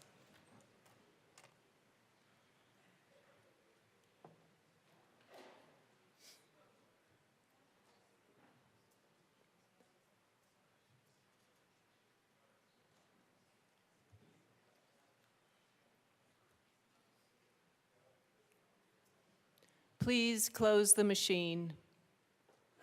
With 55 ayes, 7 no, and 3 excused, the motion to concur is adopted. Madam Majority Leader. Madam Speaker, I move for the repassage of House Bill 1152 as amended. The motion before us is the repassage of House Bill 1152 as amended. Mr. Shebel, please open the machine and members proceed to vote. Representative Lindsay, how do you vote? Yes. Representative Lindsay votes yes.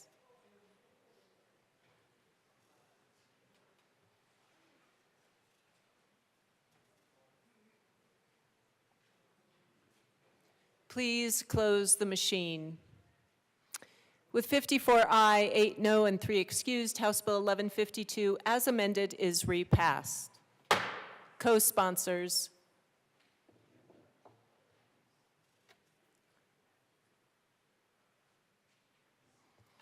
Please close the machine.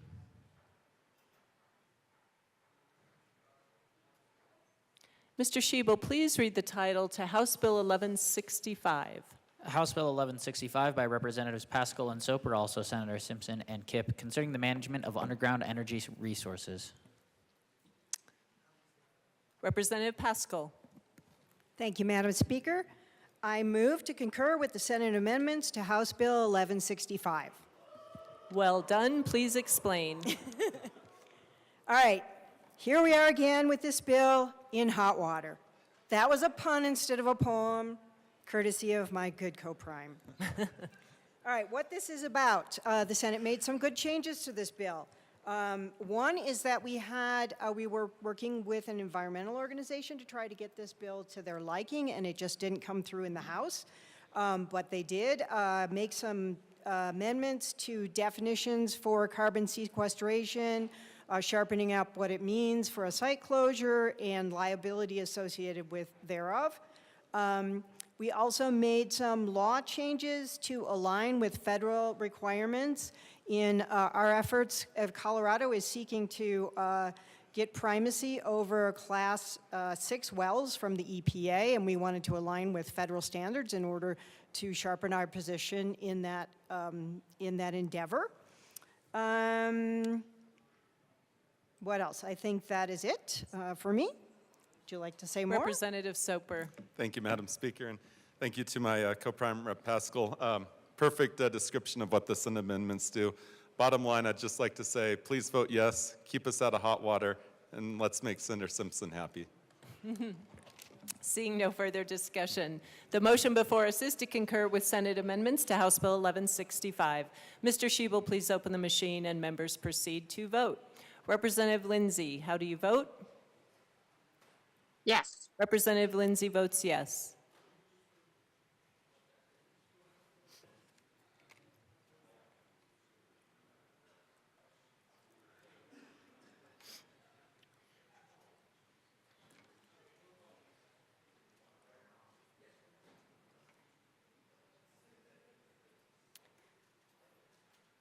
Johnson, Ricks, Weinberg.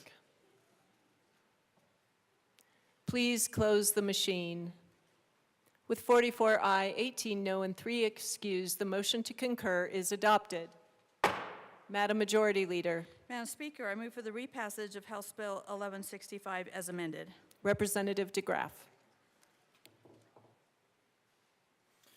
Thank you, Madam Speaker. And we just had our budget, and I just wanted to point out again that we had a lot of priorities, a lot of things that could have really helped a lot of people, and I showed you $127 million that we're spending on things like that are mentioned in here with the climate goals. It's specifically climate targets, and we specifically don't have any climate targets.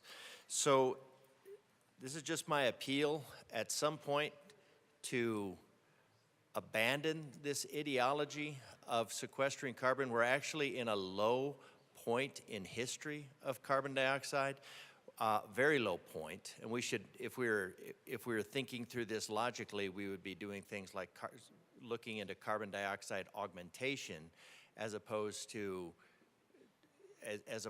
trying to restrict it even more. So just an appeal, because this carbon sequestration, not a big fiscal note on this bill, obviously, but it does go towards promoting the superstitions around carbon dioxide. And just to say it one more time, 1/2 of one drop in 20 Olympic-sized swimming pools for my colleague up here who's been goading me to say it. So there you go, 1/2 of one drop in 20 Olympic-sized swimming pools full of drops. That is your carbon footprint. That is not worth the hundreds of millions of dollars we're spending of the people's money. Representative Soper. Thank you, Madam Speaker. And I did just want to remind the chamber really what the bill does. It certainly protects the industry for when they're moving away from an asset but have engaged in carbon capture and storage, that there's a fund that is built up that in case there's something unforeseen that we can't envision today, that this fund will pay for any sort of environmental harm. The second thing that the bill does is it provides streamlining of regulation for geothermal development. Right now, you have to go through 2 permitting requirements, both through DNR and Department of Energy. This streamlines it through DNR. Third, we're adding historic protections for Colorado's hot springs that have never been before included into law, and that's to make sure that in case there's a large geothermal power plant that were to come in next door to, for example, like Glenwood Hot Springs, and destroy the hot springs permanently, we actually have a mechanism in place to ensure that the hot springs would be able to object and make a case. And that is really important because we should also be able to protect our hot springs and keep them viable as well. So that's what the bill does. I think kind of a reference as to whether or not someone can or can't make money and if it's part of a state goal or not part of a state goal. I mean, the reality is that's not this bill, but I do appreciate those comments. Thank you. Representative DeGraff, this is your second time to speak to this bill. Thank you, Madam Speaker, and I appreciate the sponsor reminding me of what it was I really didn't like about this bill. And that was further setting up the enterprises and the liability. So what we're going to do, because, and it's very interesting talking to some of the environmental groups with whom I'm normally very at odds, speaking about the immense dangers of carbon sequestration. Because if you do get carbon dioxide levels into like 100,000, which would be millions of % more than what we are, that it's an asphyxiant and it can be dangerous. So, and there's other issues around this with pipelines, with all that. But anyways, we're going to charge them fees. We're going to ask them to pay a fee. That fee is going to be transferred back to whoever's paying for it. So that means if it's $40 per ton and we're going to put a $5 per ton fee on it, that just means the Colorado taxpayers are going to be paying $45 per ton. And so after the Colorado taxpayers pay themselves $45 per ton, that's to allow the Colorado taxpayers, by way of the state, to be on the hook for any liability of these things. So we're asking the taxpayers to pay more for something that doesn't accomplish anything except create hazardous situations in order to take on the liability on behalf of the state. So as far as the taxpayers are concerned, this to me is, the geothermal might have some merit, but as far as the stuff around the fees and all that, for the carbon sequestration for the taxpayers, that's just a lose-lose-lose scenario. Representative Pascal? I just want to point out that this bill has a $0 fiscal note for the taxpayers.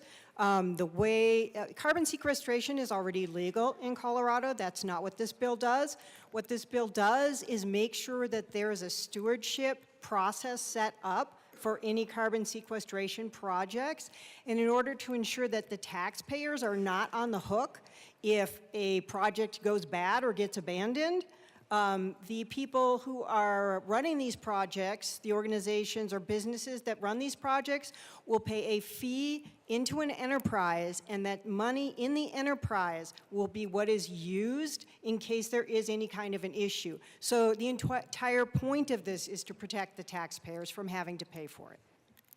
Representative Soper, this is your second time to speak. Thank you, Madam Speaker. And I also agree with my co-prime sponsor, Rep. Pascal, that it's important to see what this bill does, and this is a careful balancing between industry and environmental to make sure that taxpayers are not on the hook. If we had had this kind of balancing that's incorporated within this bill back when we developed our gold and silver industries back in the 1850s and 1860s, we certainly wouldn't have spent billions of dollars over the years in mine reclamation. So this definitely is looking forward, and this is also definitely a balancing. This is where both industry and environmentalists came together, and this is kind of that rare moment where we have agreement that this is the right thing to do. And it's specifically to not have taxpayers on the hook in the future in case something we can't envision today does go wrong. I ask for a yes vote. Thank you. Seeing no further discussion, the motion before us is the repassage of House Bill 1165 as amended. Mr. Shebel, please open the machine and members proceed to vote. Representative Lindsay, how do you vote? Yes. Representative Lindsay votes yes.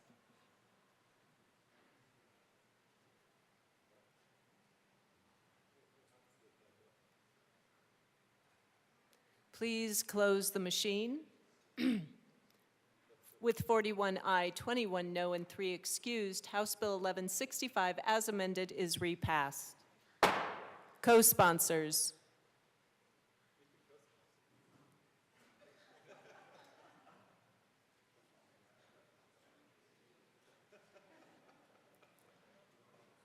Please close the machine.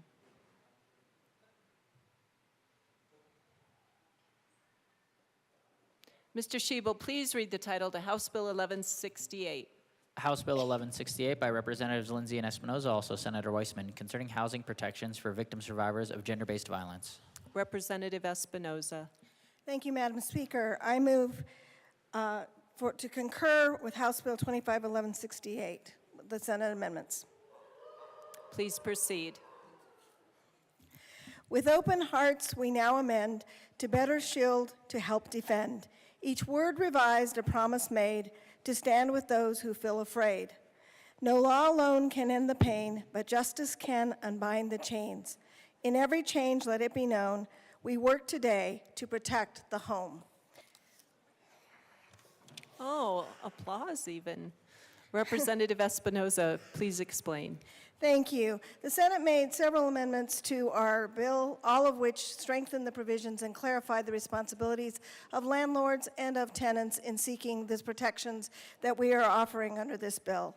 First, the amendment clarifies the qualification requirements and aligns those qualification requirements with existing federal VAWA standards to establish that the qualifications will overlap with those federal qualifications and better protects the landlord so that they understand who qualifies and that they're, in the absence of having a police report, there's an alternative to certify that you are a victim of domestic violence.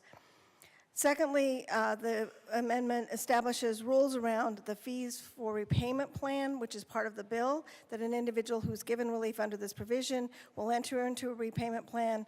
The Senate clarified how that plan would be made and what the requirements are.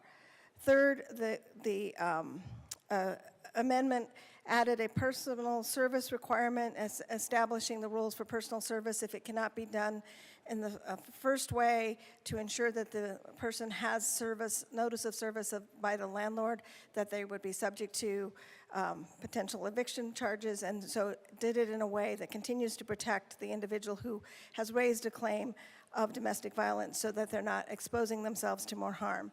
And then fourth, the amendment asks the tenants to identify any responsible party who created the damages to the rental unit. Again, an additional protection for the landlords in this circumstance, consistent with the provisions we already had in the bill to ensure that the landlord could be made whole, subject to a third party being responsible for damages, and it just asks that the victim of those the victim who is in the apartment identify that third party. All of these are relevant, important amendments that just clarify the rights and responsibilities and ensure that what we're doing here is a balancing between the landlords and the tenants, and we would ask for you to an aye vote.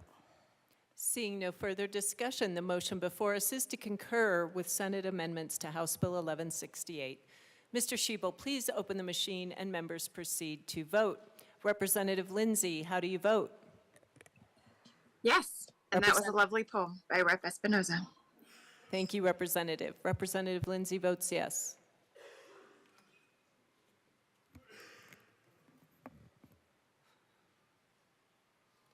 Please close the machine. With 42 aye, 20 no, and 3 excused, the motion to concur is adopted. Madam Majority Leader. Madam Speaker, I move for the repassage of House Bill 1168 as amended. The motion before us is the repassage of House Bill 1168 as amended. Mr. Shebel, please open the machine and members proceed to vote. Representative Lindsay, how do you vote? Yes. Representative Lindsay votes yes.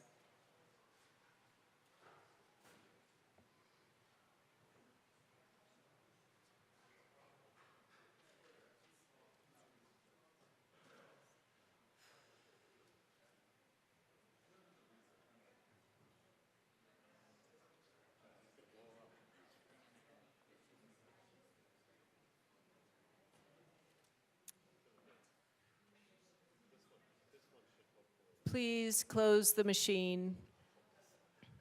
With 41 aye, 21 no, and 3 excused, House Bill 1168, as amended, is repassed. Co-sponsors.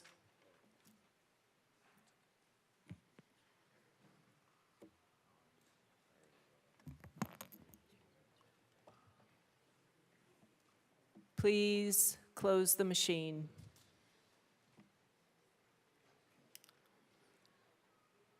Mr. Shebel, please read the title to House Bill 1182. House Bill 1182 by Representatives Tatone and Brown, also Senators Cutter and Simpson, concerning tools to assess risk for the purpose of underwriting property insurance policies. Representative Tatone. Thank you, Madam Speaker. I move to concur with amendments to House Bill 1182. Please explain. Senate, big thinkers, prognosticators of thought. They changed just one word. Representative Brown. Thank you, Madam Speaker. There once was a bill about modeling where the Senate was really waffling. They made a clarification that focused on habitation, and now we expect some gobbling. I also want to thank my aide for writing that one. Yay. We asked for an aye vote and on the concurrence. Thank you. Seeing no further discussion, the motion before us is to concur with Senate amendments on House Bill 1182. Mr. Shebel, please open the machine and members proceed to vote. Representative Lindsay, how do you vote? Yes. Representative Lindsay votes yes. Representative Sukla, how do you vote?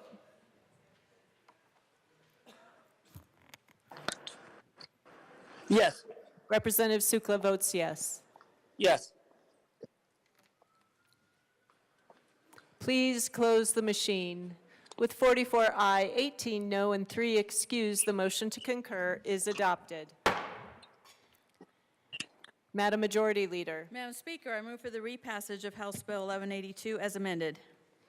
The motion before us is the repassage of House Bill 1182 as amended. Mr. Shebel, please open the machine and members proceed to vote. Representative Lindsay, how do you vote? Yes. Representative Lindsay votes yes. Representative Sukla, how do you vote? No. Representative Sukla votes no.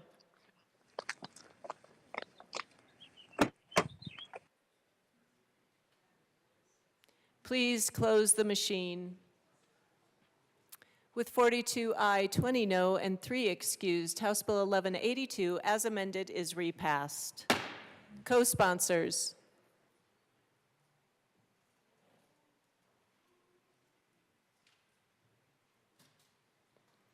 Please close the machine.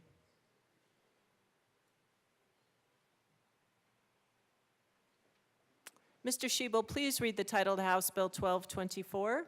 House Bill 1224 by Representatives Tatone and Soper, also Senator Snyder, concerning modification of the Revised Uniform Unclaimed Property Act.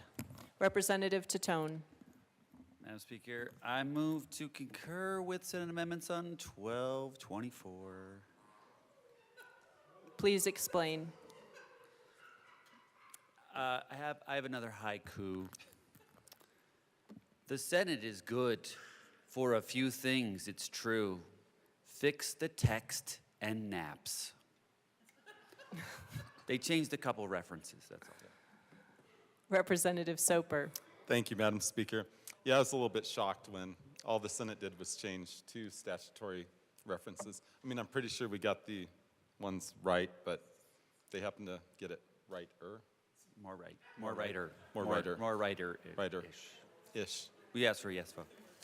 Seeing no further bantering, the motion before us is to concur with Senate amendments to House Bill 1224. Mr. Shebel, please open the machine and members proceed to vote. Representative Lindsay, how do you vote? Yes. Representative Lindsay votes yes. Representative Sukla, how do you vote? No. Representative Sukla votes no.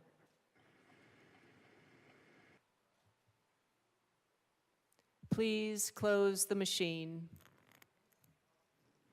With 46 aye, 16 no, and 3 excused, the motion to concur is adopted. Madam Majority Leader. Madam Speaker, I move for the repassage of House Bill 1224 as amended. The motion before us is the repassage of House Bill 1224 as amended. Mr. Shebel, please open the machine and members proceed to vote. Representative Lindsay, how do you vote? Yes. Representative Lindsay votes yes. Representative Sukla, how do you vote? Yes. Representative Sukla votes yes.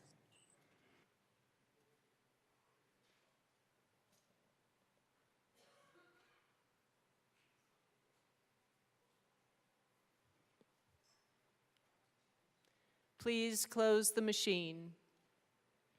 With 46 ayes, 16 no, and 3 excused, House Bill 1224 as amended is repassed. Co-sponsors.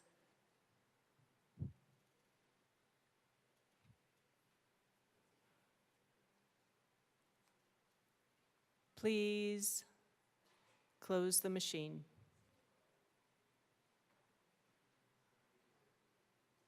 Mr. Shebel, please read the title to House Bill 1234. House Bill 1234 by Representatives Ricks and Joseph, also Senator Winter and Wallace, concerning consumer protection for utility customers.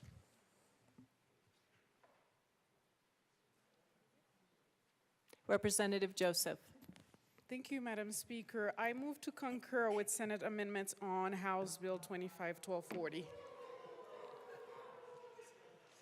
Please proceed. Representative Ricks. Yo, HB 2534, it's the bill protecting folks from the cold and the chill. Applying for LEAP gets 60 days grace. No shut-offs, utilities, stay in place. 60-day stay, keep the lights on. With Junie and Ricks, the power's never gone. No more darkness when times are tough. We're making sure the safety net's enough. Compassion is in action, that's our way. With this amendment, brighter days. Woo! Representative Joseph. Thank you, Madam Speaker. I just need to remove it again and then explain the amendment. So I move to concur with House Bill 1234, and we ask for a yes vote in the Senate. There were 2 small amendments. L14, which fixed the legislative declaration to match the bill, because in the House we had a lot of different amendments, so the legislative declaration did not match the bill. And then L13, IOUs doesn't have to hold for longer than 60 days. In the original bill, it was at least 60 days, so we fixed that in the Senate, and we ask to concur. Thank you. Seeing no further discussion, the motion before us is to concur with Senate amendments to House Bill 1234. Mr. Shebel, please open the machine and members proceed to vote. Representative Lindsay, how do you vote? Yes. Representative Lindsay votes yes. Representative Sukla, how do you vote? No. Representative Sukla votes no.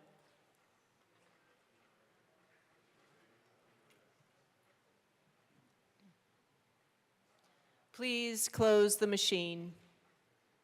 With 41 aye, 21 no, and 3 excused, the motion to concur is adopted. Madam Majority Leader. Madam Speaker, I move for the repassage of House Bill 1234 as amended. The motion before us is the repassage of House Bill 1234 as amended. Mr. Shebel, please open the machine and members proceed to vote. Representative Lindsay, how do you vote? Yes. Representative Lindsay votes yes. Representative Sukla, how do you vote? No. Representative Sukla votes no.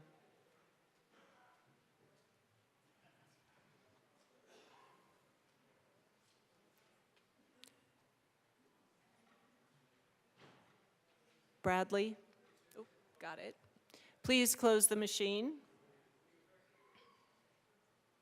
With 41 aye, 21 no, and 3 excused, the motion to repass House Bill 1234 as amended is adopted.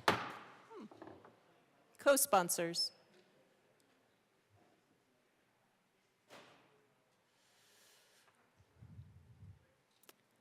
Please close the machine.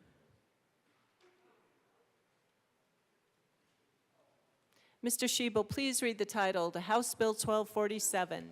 House Bill 1247 by Representative Stewart Kane McCormick, also Senators Roberts and Simpson, concerning expansion of the county lodging tax. Representative Stewart. I move to concur with Senate amendments for House Bill 1247. Please proceed. This wonderful haiku was written by one of our sergeants at arms, Sarah. Rest your weary head. Pillow tax to fix potholes. Safety, public works. Beautiful. Representative McCormick. Thank you, Madam Speaker. So in the Senate, they added language to clarify fire services, which is one of the allowable services that can be funded, and also took the percentage cap that counties can ask local voters back to the original amount that was in the introduced bill, which is what the counties wanted. So we ask for a yes on concurrence and a yes on the bill. Seeing no further discussion, the motion before us is to concur with Senate amendments to House Bill 1247. Mr. Shebel, please open the machine and members proceed to vote. Representative Lindsay, how do you vote? Yes. Representative Lindsay votes yes. Representative Sukla, how do you vote? No.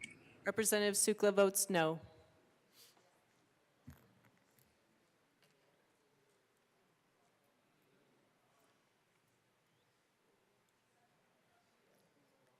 Please close the machine. With 44 aye, 18 no, and 3 excused, the motion to concur is adopted. Madam Majority Leader. Thank you, Madam Speaker. I move for the repassage of House Bill 1247 as amended. The motion before us is the repassage of House Bill 1247 as amended. Mr. Shebel, please open the machine and members proceed to vote. Representative Lindsay, how do you vote? Yes. Representative Lindsay votes yes. Representative Sukla, how do you vote? No. Representative Sukla votes no.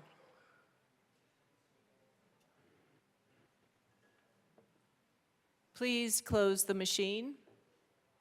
With 41 aye, 21 no, and 3 excused, House Bill 1247 as amended is repassed.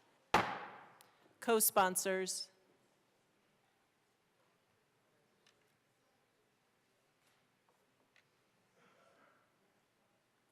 Please close the machine. Mr. Shebel, please read the title to House Bill 1161. House Bill 1161 by Representative Valdez, also Senators Kipp and Wallace, concerning requiring the labeling of gas-fueled stoves. Representative Valdez. Thank you, Madam Speaker. I move that the House concur with Senate amendments to House Bill 1161. Please proceed. There were some significant changes made. It was essentially changed to a QR code that will inform folks of the information about ventilating their gas stoves. So changed a bit, but it's still a good bill. Will help people avoid breathing harmful stuff. Representative Gonzalez. Representative DeGraff. Okay. The motion before us is to concur with Senate amendments to House Bill 1161. Mr. Shebel, please open the machine and members proceed to vote. Thank you. Representative Lindsay, how do you vote? Yes. Representative Lindsay votes yes. Representative Sukla, how do you vote? Yes. Representative Sukla votes yes.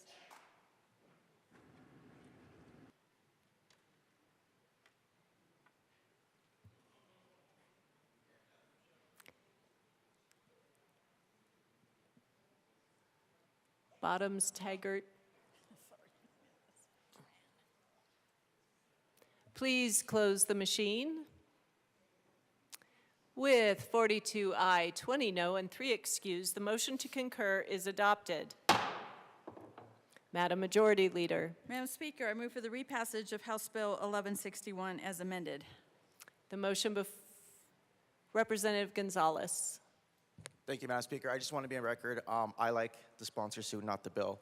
I also would like to say that we did hear this. I was on the Energy and Environment Committee, and we did have a very robust discussion dealing with this. I don't believe this is the proper rule of government, and I don't believe this is necessary, so I will be a no vote, and I encourage you all to do the same. Thank you. Representative DeGraff. Thank you, Madam Speaker. And I also agree that the sponsor is a snappy dresser, but this is a bad bill. This, just because California did it, is not a good reason for us to do it. It's probably a good reason to not do it. Most houses vent to the indoors, so whatever you're doing with this, it vents to the indoors. If you vent to the outdoors, there's a lot of reasons for doing that. It has to be a non-articulated pipe, has to be straight, has to be very short distance so it doesn't accumulate oil. So that's why they come back in. So that means everything is coming back in. So the label effectively just says nothing. Plants in your house, the label should say have a house plant, because plants love CO2 and water vapor. And in fact, if you go to an actual greenhouse, they will burn hydrocarbons, usually probably propane more than natural gas, but natural gas also, in order to augment the CO2 in the greenhouse. So what you'd actually be doing with a stove in converting natural gas, the hydrocarbons, releasing the solar energy in order to cook your food, is that you would be augmenting your plant growth. If you did happen to vent to the outside, you would be taking energy from the conditioned air and putting it outside. So, despite being probably the best dressed individual in the room, this is a bad bill, so vote no. Seeing no further discussion, the motion before us is the repassage of House Bill 1161 as amended. Mr. Shebel, please open the machine and members proceed to vote. Representative Lindsay, how do you vote? Yes. Representative Lindsay votes yes. Representative Sukla, how do you vote? No. Representative Sukla votes no.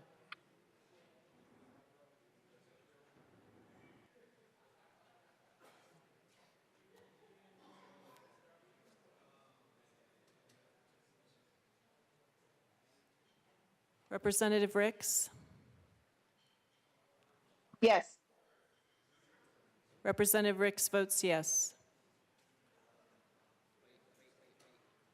Please close the machine. With 40 aye, 22 no, and 3 excused, House Bill 1161 as amended is repassed. Co-sponsors.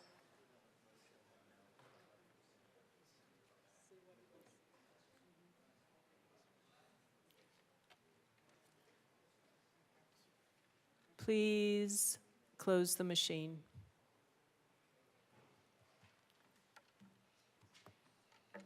Mr. Shebel, please read the title to House Bill 1240. House Bill 1240 by Representatives Joseph and Froelich, also Senators Winter and Wallace, concerning protections for tenants who use housing subsidies. Representative Joseph. Thank you, Madam Speaker. We move to concur with amendments to House Bill 1240, with Senate amendments to House Bill 1240. Thank you. Gobble, Please gobble, proceed. gobble, gobble. Representative Froelich. Thank you, Madam Speaker. We are pleased with this awesome bill, and even though the Senate changes, we still think that keeping people housed is great, so urge you to vote yes and concur with the Senate. Representative Joseph. Thank you, Madam Speaker. Colleagues, we asked for a yes vote. It was a very technical amendment. All the Senate did was in our bill, the notice requirement before initiation of eviction, the date that this law was passed in our bill, when it left the House, it was March 7th. The Senate noticed that and put the proper date, which is March 27th, and we asked for a yes vote. Thank you. Seeing no further discussion, the motion before us is to concur with Senate amendments to House Bill 1240. Mr. Shebel, please open the machine and members proceed to vote. Representative Sukla, how do you vote? No. Representative Sukla votes no. Representative Ricks, how do you vote? Yes. Representative Ricks votes yes.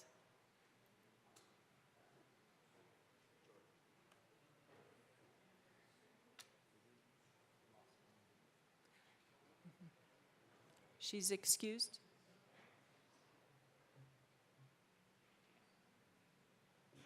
Please close the machine.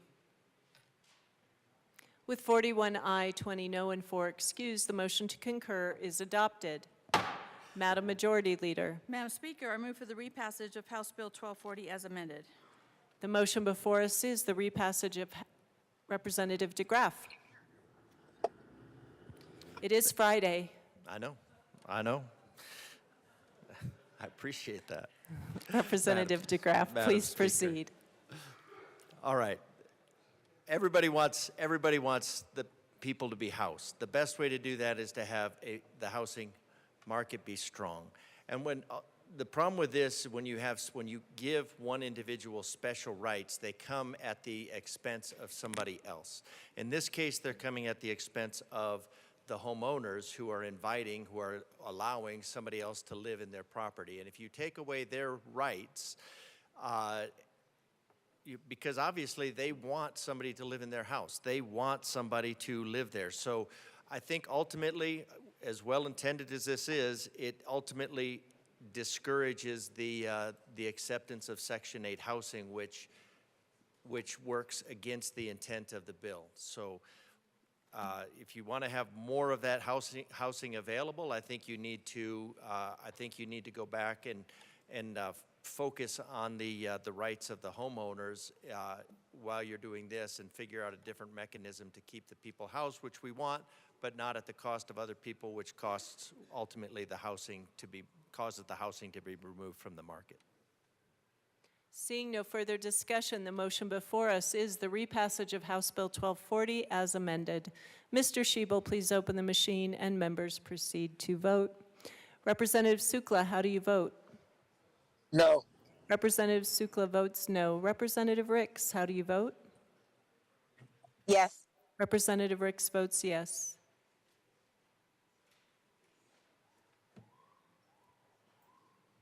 Please close the machine. With 39 aye, 22 no, and 4 excused, House Bill 1240 as amended is repassed. Co-sponsors.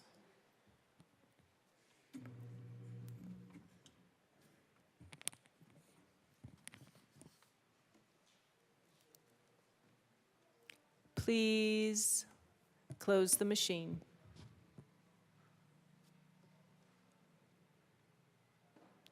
Mr. Schiebel, please read the title to House Bill 1285. House Bill 1285 by Representatives McCormick and Johnson, also Senators Kippen, Pelton B., concerning the veterinary workforce and in connection therewith establishing requirements for the practice of veterinary medicine by veterinary professional associates. Representative McCormick. Thank you, Madam Speaker. I think this is the last one on our calendar, so I will respectfully ask my colleagues for a series of barking and meows on, and I move to concur with Senate amendments to House Bill 1285.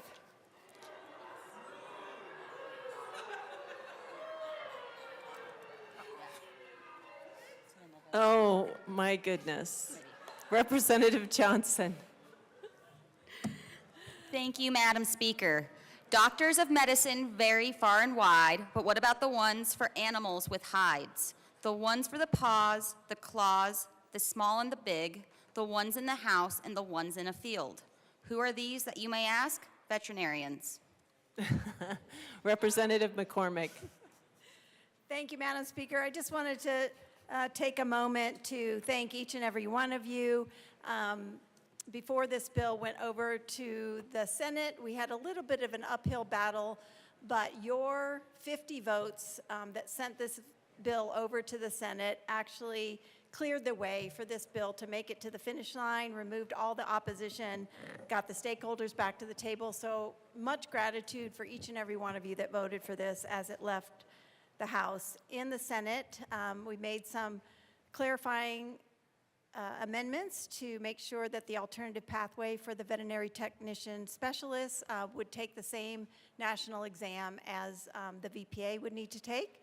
Also, that the VPA supervising a VPA cannot be a condition of employment for the veterinarian, and also clarified that the veterinary professional associate must clearly identify themselves to the client before treating the animal. So thank you again for your yes vote before, and I encourage a yes vote today. And again, it's all the way through to the finish line, so thank you all very much. Seeing no further discussion, the motion before us is to concur with Senate amendments to House Bill 1285. Mr. Shebel, please open the machine and members proceed to vote. Representative Sukla, how do you vote? Yes. Representative Sukla votes yes. Representative Ricks, how do you vote? Yes. Representative Ricks votes yes.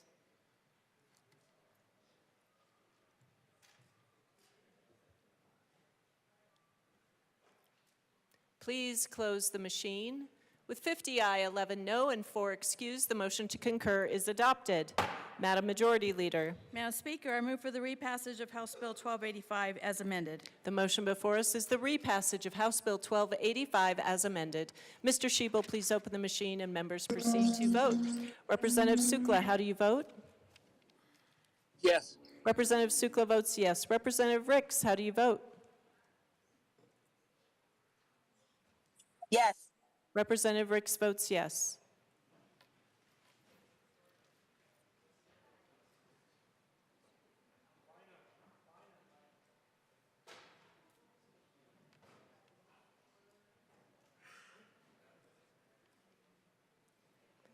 Please close the machine.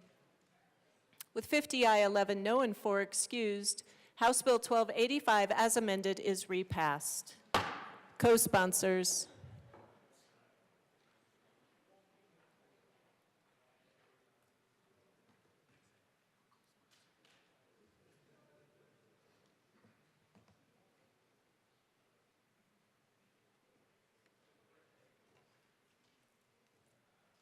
Please close the machine. Madam Majority Leader. Madam Speaker, I move to lay over the balance of the calendar till Monday, April 14th, 2025.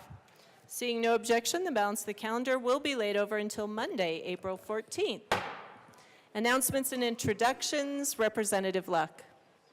Thank you, Madam Speaker. It is Friday, beautiful day as you go and enjoy your tulips and daffodils, all of the nice breeze, your friendly walks with your cats. I do hope that you will remember that you are loved and worthy, adored and amazing, and I look forward to seeing you on Monday. Thank you, Representative.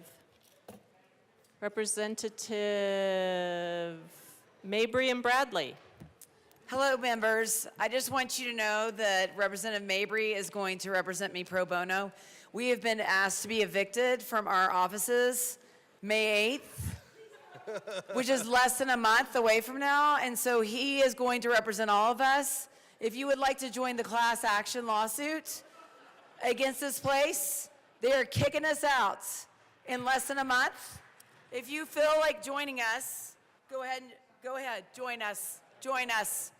I will note that we've been given insufficient notice, but if you want to join a class action lawsuit, you got to talk to Representative Woodrow and not me. All right, you can talk to me at my desk if you'd like to join. Thank you.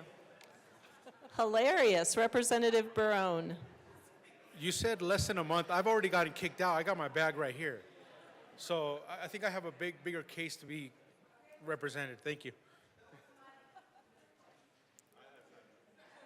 Madam Majority Leader. Thank you, Madam Speaker. I move the House stand in recess until later today. The House will stand in recess until later today.